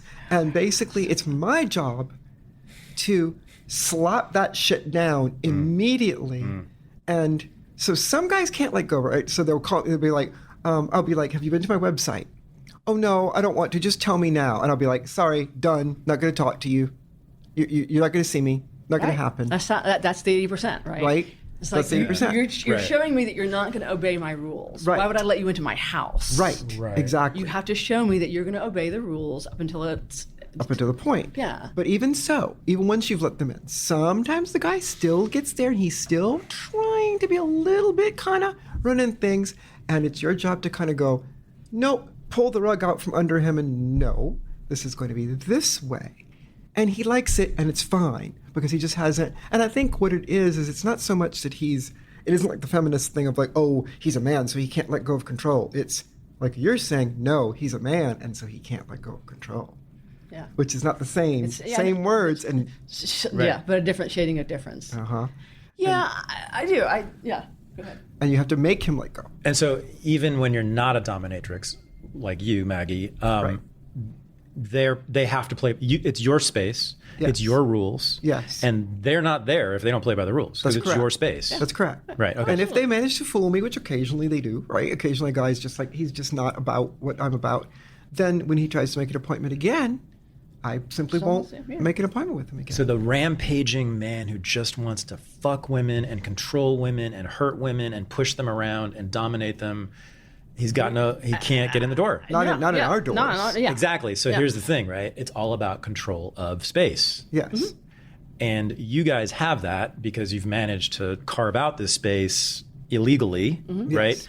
but this is the whole point about prohibition and about decriminalization. It's like, we can't do this, or it's harder to do this as long as it's illegal. If it was legal, Maggie and I could share a space, and then one of us would be there, while she was doing it. And if anything happened, she'd be right there, and you'd have backup and stuff. But we can't do that because now it's a felony. I just love that. I never thought of this, that it's like getting rid of that responsibility. Oh, I'm glad that it resonated. That's like central in my whole politics. My work is about responsibility. I'm an anti-responsibility. Yeah. And I've never understood that as being maybe the central dynamic in sex work, is the surrendering of responsibility as the thing that is attractive and appealing. Not just to men, by the way. There's plenty of women who are control freaks but also don't want the responsibility. I've had female clients. That's right. Oh, definitely. Yeah, right. And so that I can imagine it being utopian and liberating for them as well, right? Mm-hmm. Well, you also get another thing too, is that celebrities. And I've talked about this before. It's like I've had in 20 years, I've had quite a few celebrity clients, and you would think. And I've had girls ask me before, where other women ask me, well, but can't he get whoever he wants? Mr. Rock Star, Mr. Sports Star, whatever. Can't he get whoever he wants? I'm like, probably. And then they'll expect him to still be Mr. Rock Star. They'll expect him to still be Mr. Sports Hero, right? Whereas when he comes to me, I'm a pro. I'm not like Charlie interested. Sheen, right? He's right, like Charlie Sheen. I'm not interested. Okay, oh, you're rocker McJazzman, oh, okay, that's nice. It's still going to cost you $400. You still take your pants off one leg at a time. Right, So, yeah. exactly. Right. Exactly. I had a few minorly made famous musical people, and it was like, I'm like, get off the stage. Get off the stage. You're not on stage now. Stop that nonsense. And usually they don't want to be, though. That's the thing, right? That's what I'm getting at. Specifically, they come to not be. Sometimes they can't. Yes. They can't. They can't flex in the muscle. I'm like, stop that. Like I know when I'm flexing the muscle. Yeah. You're flexing the muscle. Yeah. I had an Irish soccer star one time, way back when, and he was very upset that I didn't know who he was. And I'm like, dude, for one thing, we're not in Ireland. And for another thing, I don't watch sports of any kind. I couldn't tell you who any of the American football stars are. I certainly can't tell you who an Irish. Like, paint my tits in your team colors or something? Apparently, he was like, but don't you know I'm so-and-so. And I'm, and I'm like, I'm sorry, baby, but no, I don't know. It's so funny when a guy wants you to know who he is. Yes. I'm like, yes, really? Do you realize what you're doing here? Yes. I want to keep your secret, buddy, but you should not be quite so forthcoming. Yes. Huh. That's funny. So, I mean, I love, like, just sort of turning over the rock and seeing what's underneath it, with human beings. I mean, that's why I love great novels, great works of fiction, which I think do it better than anything else, Yes. That's what this podcast tries to be, is just like whatever is hidden and super secret and everybody's really scared of talking about, we talk about it here, At least I try to do that. Yeah. So that's why I love this. You're doing a good job of that. You are. Yeah, well, but so I am thinking, when I've thought about you, like specifically you, like and dominatrices generally, I think, damn, that seems like a big market. Like a lot of guys are out there who want this, and so I think there must be someone I know, probably a lot of people I know, but it's like that is so mind blowing to me, right? That Joe and Bill and Steve want this. Really? After 50 Shades of Grey and everything? But I'm still vanilla at heart in some ways. Yeah, but I'm just also fascinated and I love it. I love that goes on. I just wish they had less shame about it. I agree. Right? But I do think that what your point to shame is very real. And as we're sitting here talking about it, the more I'm thinking about I have clients for whom I create a very immersive experience. Yeah, and it's almost like I'm their mommy. Well, you both do. Yeah. Well, I do. Like I have someone who comes to me that it's like 48 hours. Oh, wow. It's nonstop. Oh, wow. So it's a completely immersive experience. And it's immersive for me, too. And I've joked a couple times, like, when you come out of one of those and you've been in scene for 2 days and you, like, go to the grocery store and you're like, get me that. And you're like, oh, wait. I'm not in that session anymore. I need to stop barking orders at people. So you got to be careful of that, not start reading your own ad copy too much, right? Doms have a tendency to do that, start believing their own text. Like, I'm a girl. I do this crazy thing. Yeah. It's important to me. Did you say in scene? Is that what you said? Yeah. That's what you call it? In scene? In scene. Yeah. While you're doing like a movie. You're in scene. It's a performance. Yeah. Huh. Or in session. That's the other phrase. Yeah. In session's more general. I mean, Yeah, I that say could in be session. in session, Right, too. right. I'm in Yeah. session right now. I'm sorry.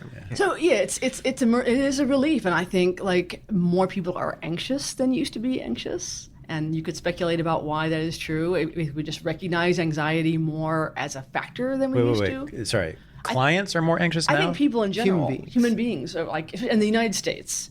Oh, you mean find- anxiety generally Yeah. among the human population Yes. over the Modern last world. 100 or couple of Yeah. years? Oh, In my completely lifetime, agree with people you. are very, very anxious right now. To me, that's Yes. what modernity is. Yes. Which I love most of modernity, what we associate with it, but like anxiety clearly is a major part of it, and we are all much more anxious than we used to be. I think so. Yes, and agree. I think anxiety. And by the can way, drive business, sorry, yeah. side note, libertarians, I think this is where they kind of suck and kind of miss the boat. They don't.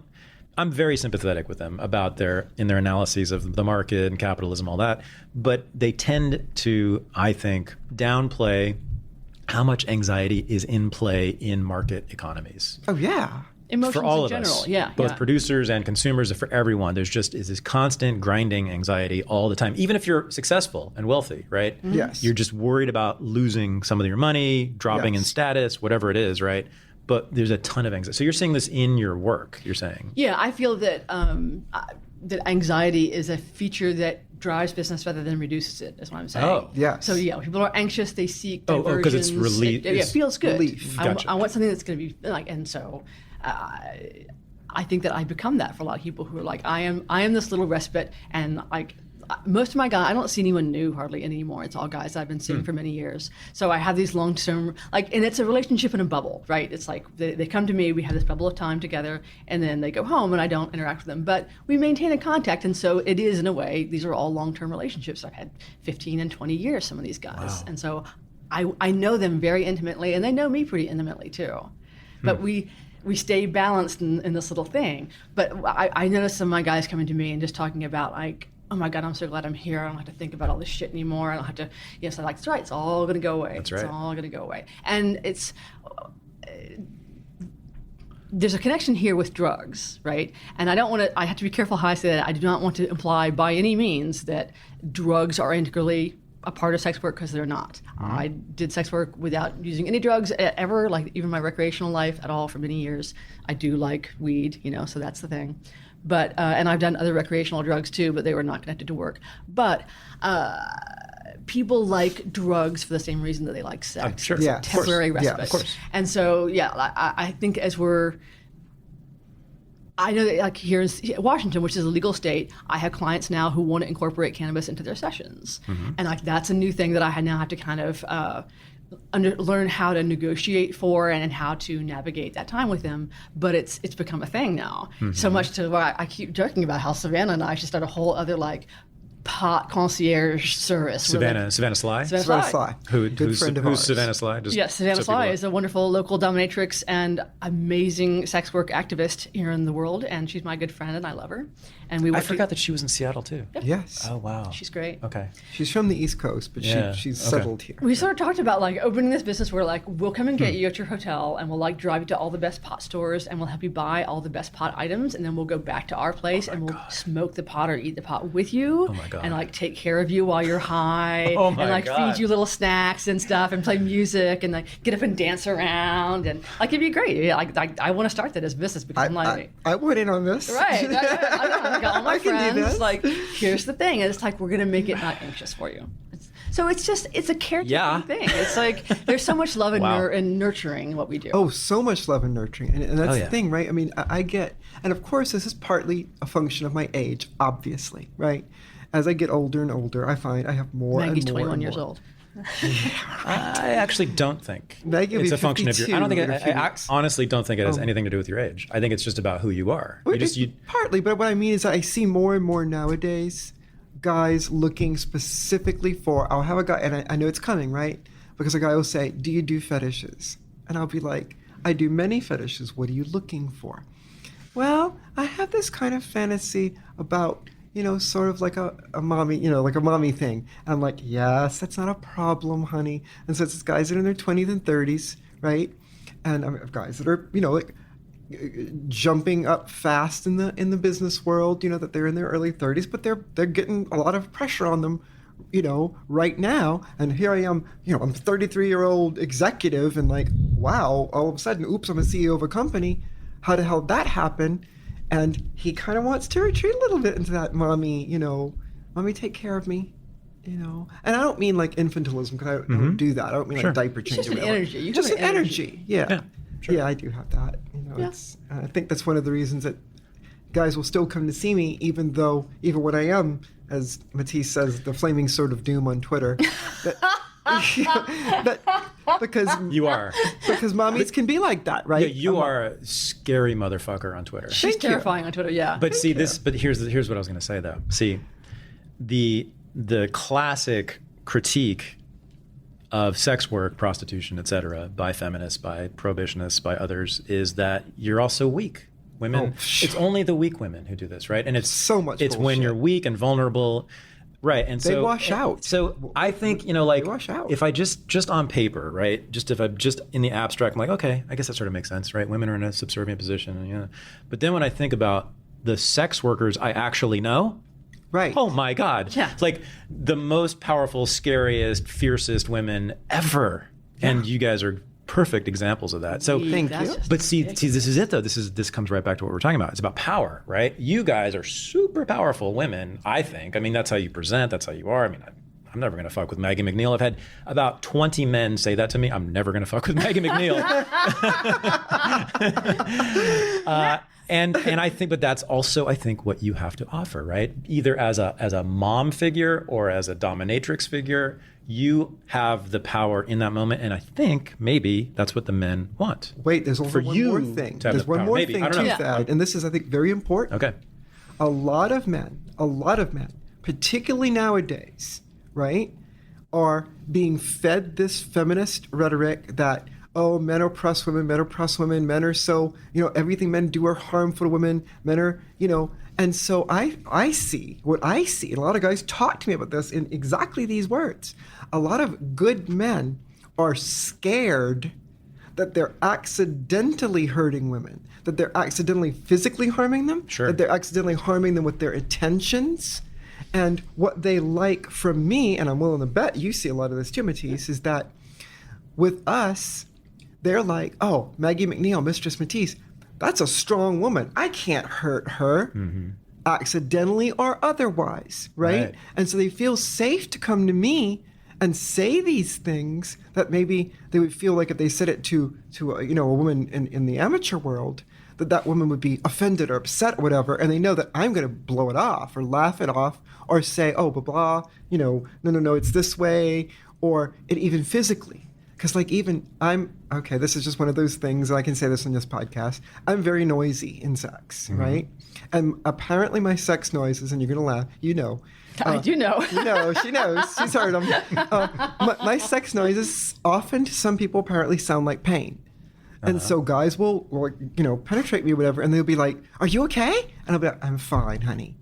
And they're like, but you no. As long as I'm inarticulate, I tell them, as long as I'm inarticulate, I'm fine. If I'm just going, making noises, I'm fine, even if it sounds like pain. If you actually hurt me, I will say, ow, please do not do that. You are hurting me. You'll use your words. I'll use my words. But the point is, they can trust all that with me. Or with Matisse, or with other sex workers, right? Yeah. Whereas with a woman in the general population, they might be scared of hurting her.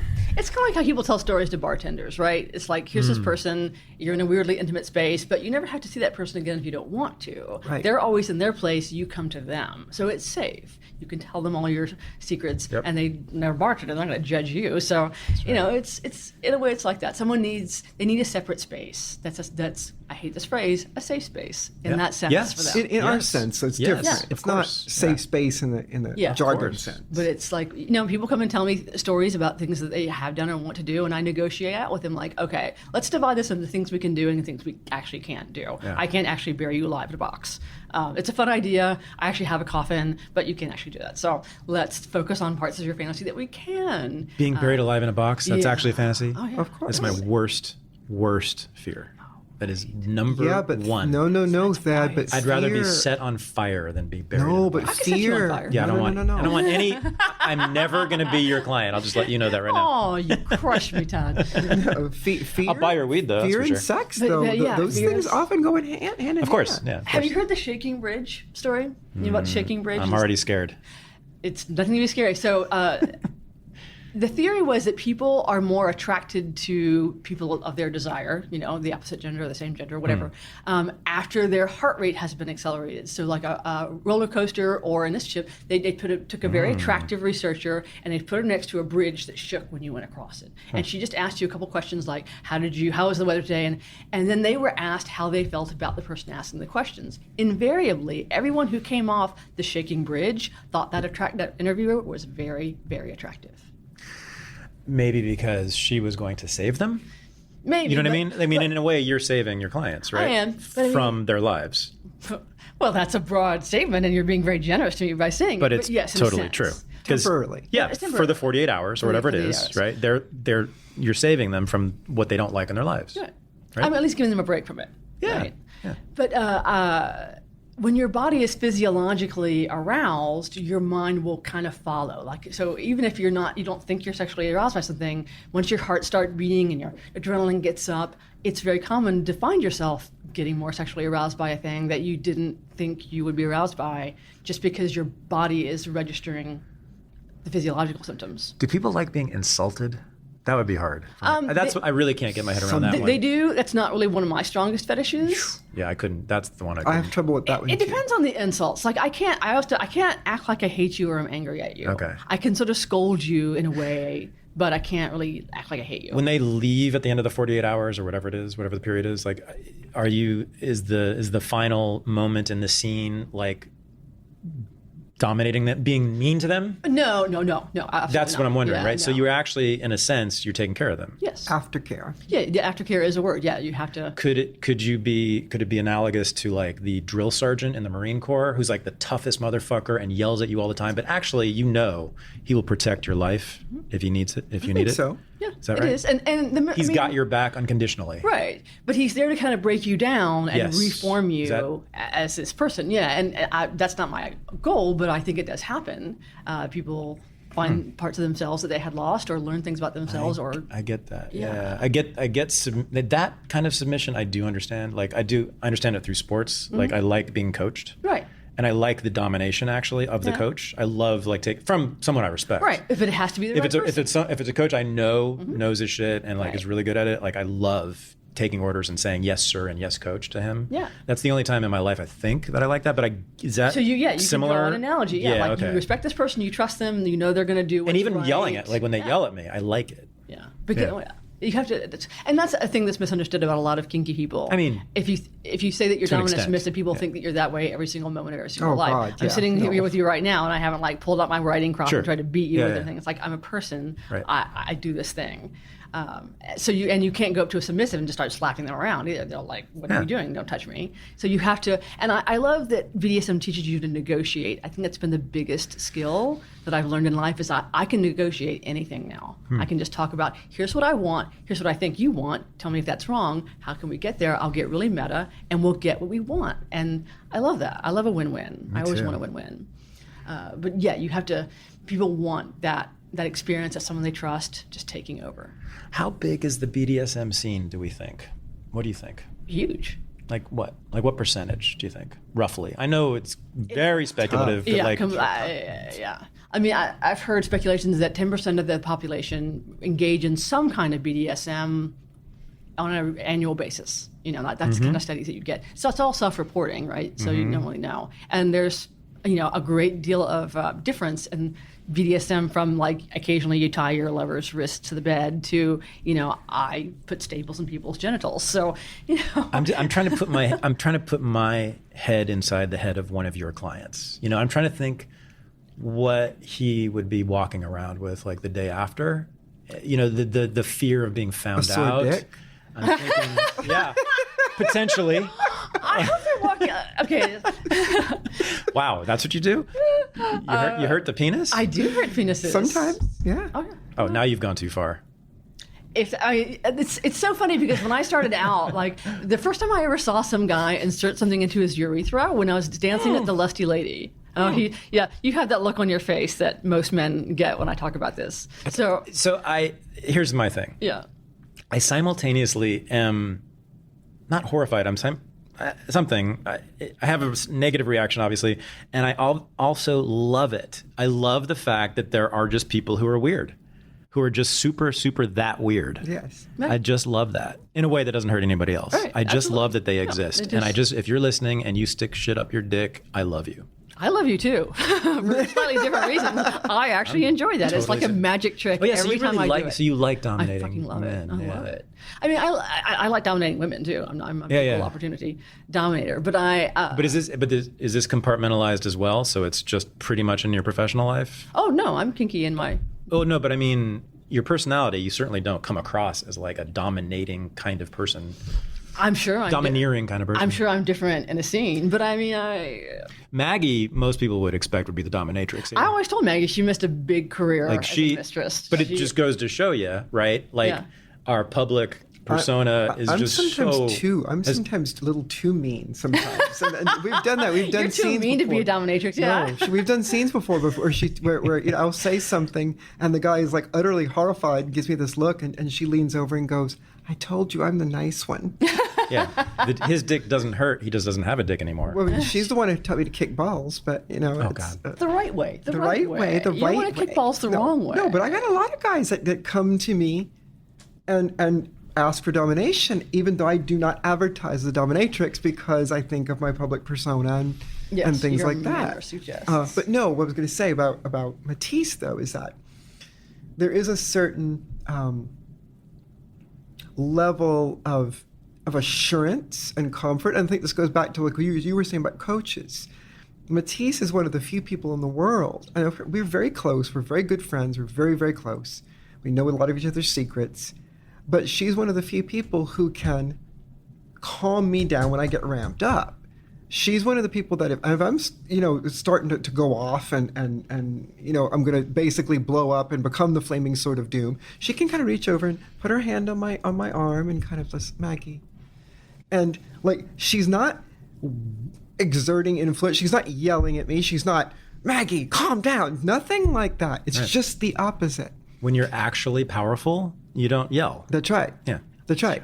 And of course, a lot of it is because I love her and trust her. And so, whereas I'm offering you support. I'm like, I don't feel like I'm trying to like. That's right. I'm like, I love you. I support you. You know, you don't like, you're not alone. You're own in this fight. I'm with you. Exactly. And that is a kind of. It's centering. Like we help center each other. Yes. Sometimes. It's like, okay, let's stay grounded in the moment. Like let's remember.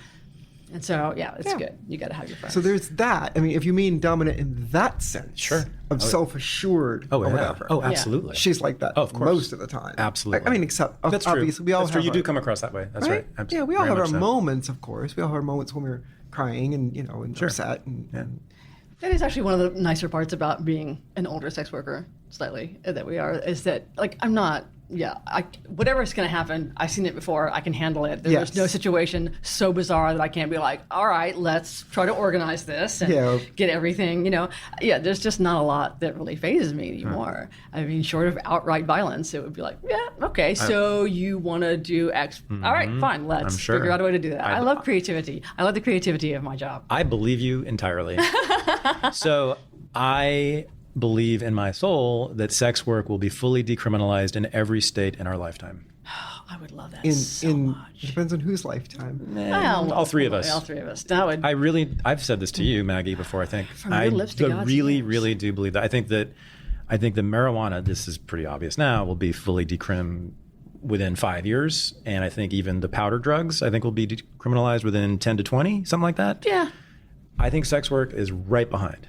And I really believe this. It's just changing. Yeah. The fact that we're doing this right now is huge. You said that somebody just was going to run for, what was it? District attorney or attorney general? Prosecutor. Prosecutor here in Seattle. DA in this county? He pulled out, unfortunately, for medical reasons. Yeah, and you're saying he was a regular old Democrat, right? Yeah. Running for office in Seattle. And without you guys coaching him, you're telling me, right? Correct. He was going to call for decriminalization of sex work Yes. on his own, totally on his own. Yes. A regular old Democrat. Yes.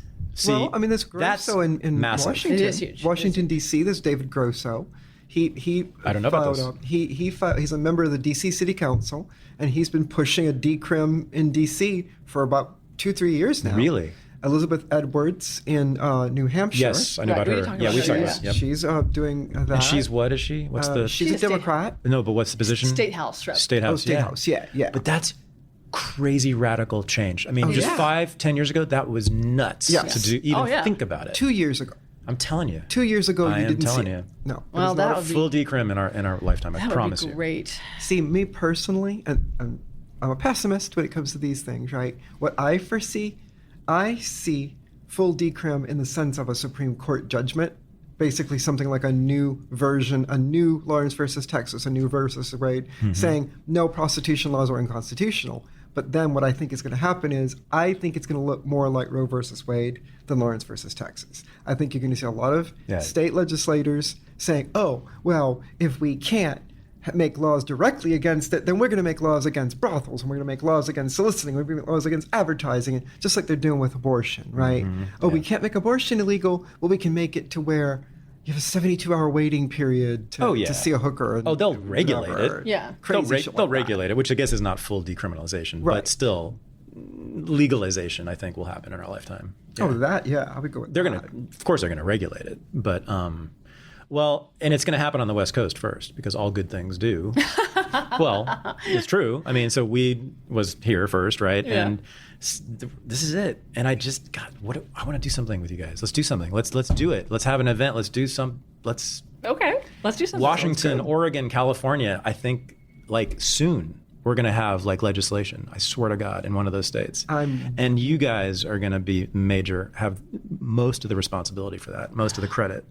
We're both making innocent faces over here. Yeah. Like, No, it's just a fact. I mean, you're the most public, most well-known, most powerful voices for this. Yeah, that responsibility. And you have been for a long time. Yeah, I know. You need a dominatrix. I know, Yeah, nobody takes on. You need to go get high and have a dominatrix take care of you for a while. Yeah. But no, I think I do.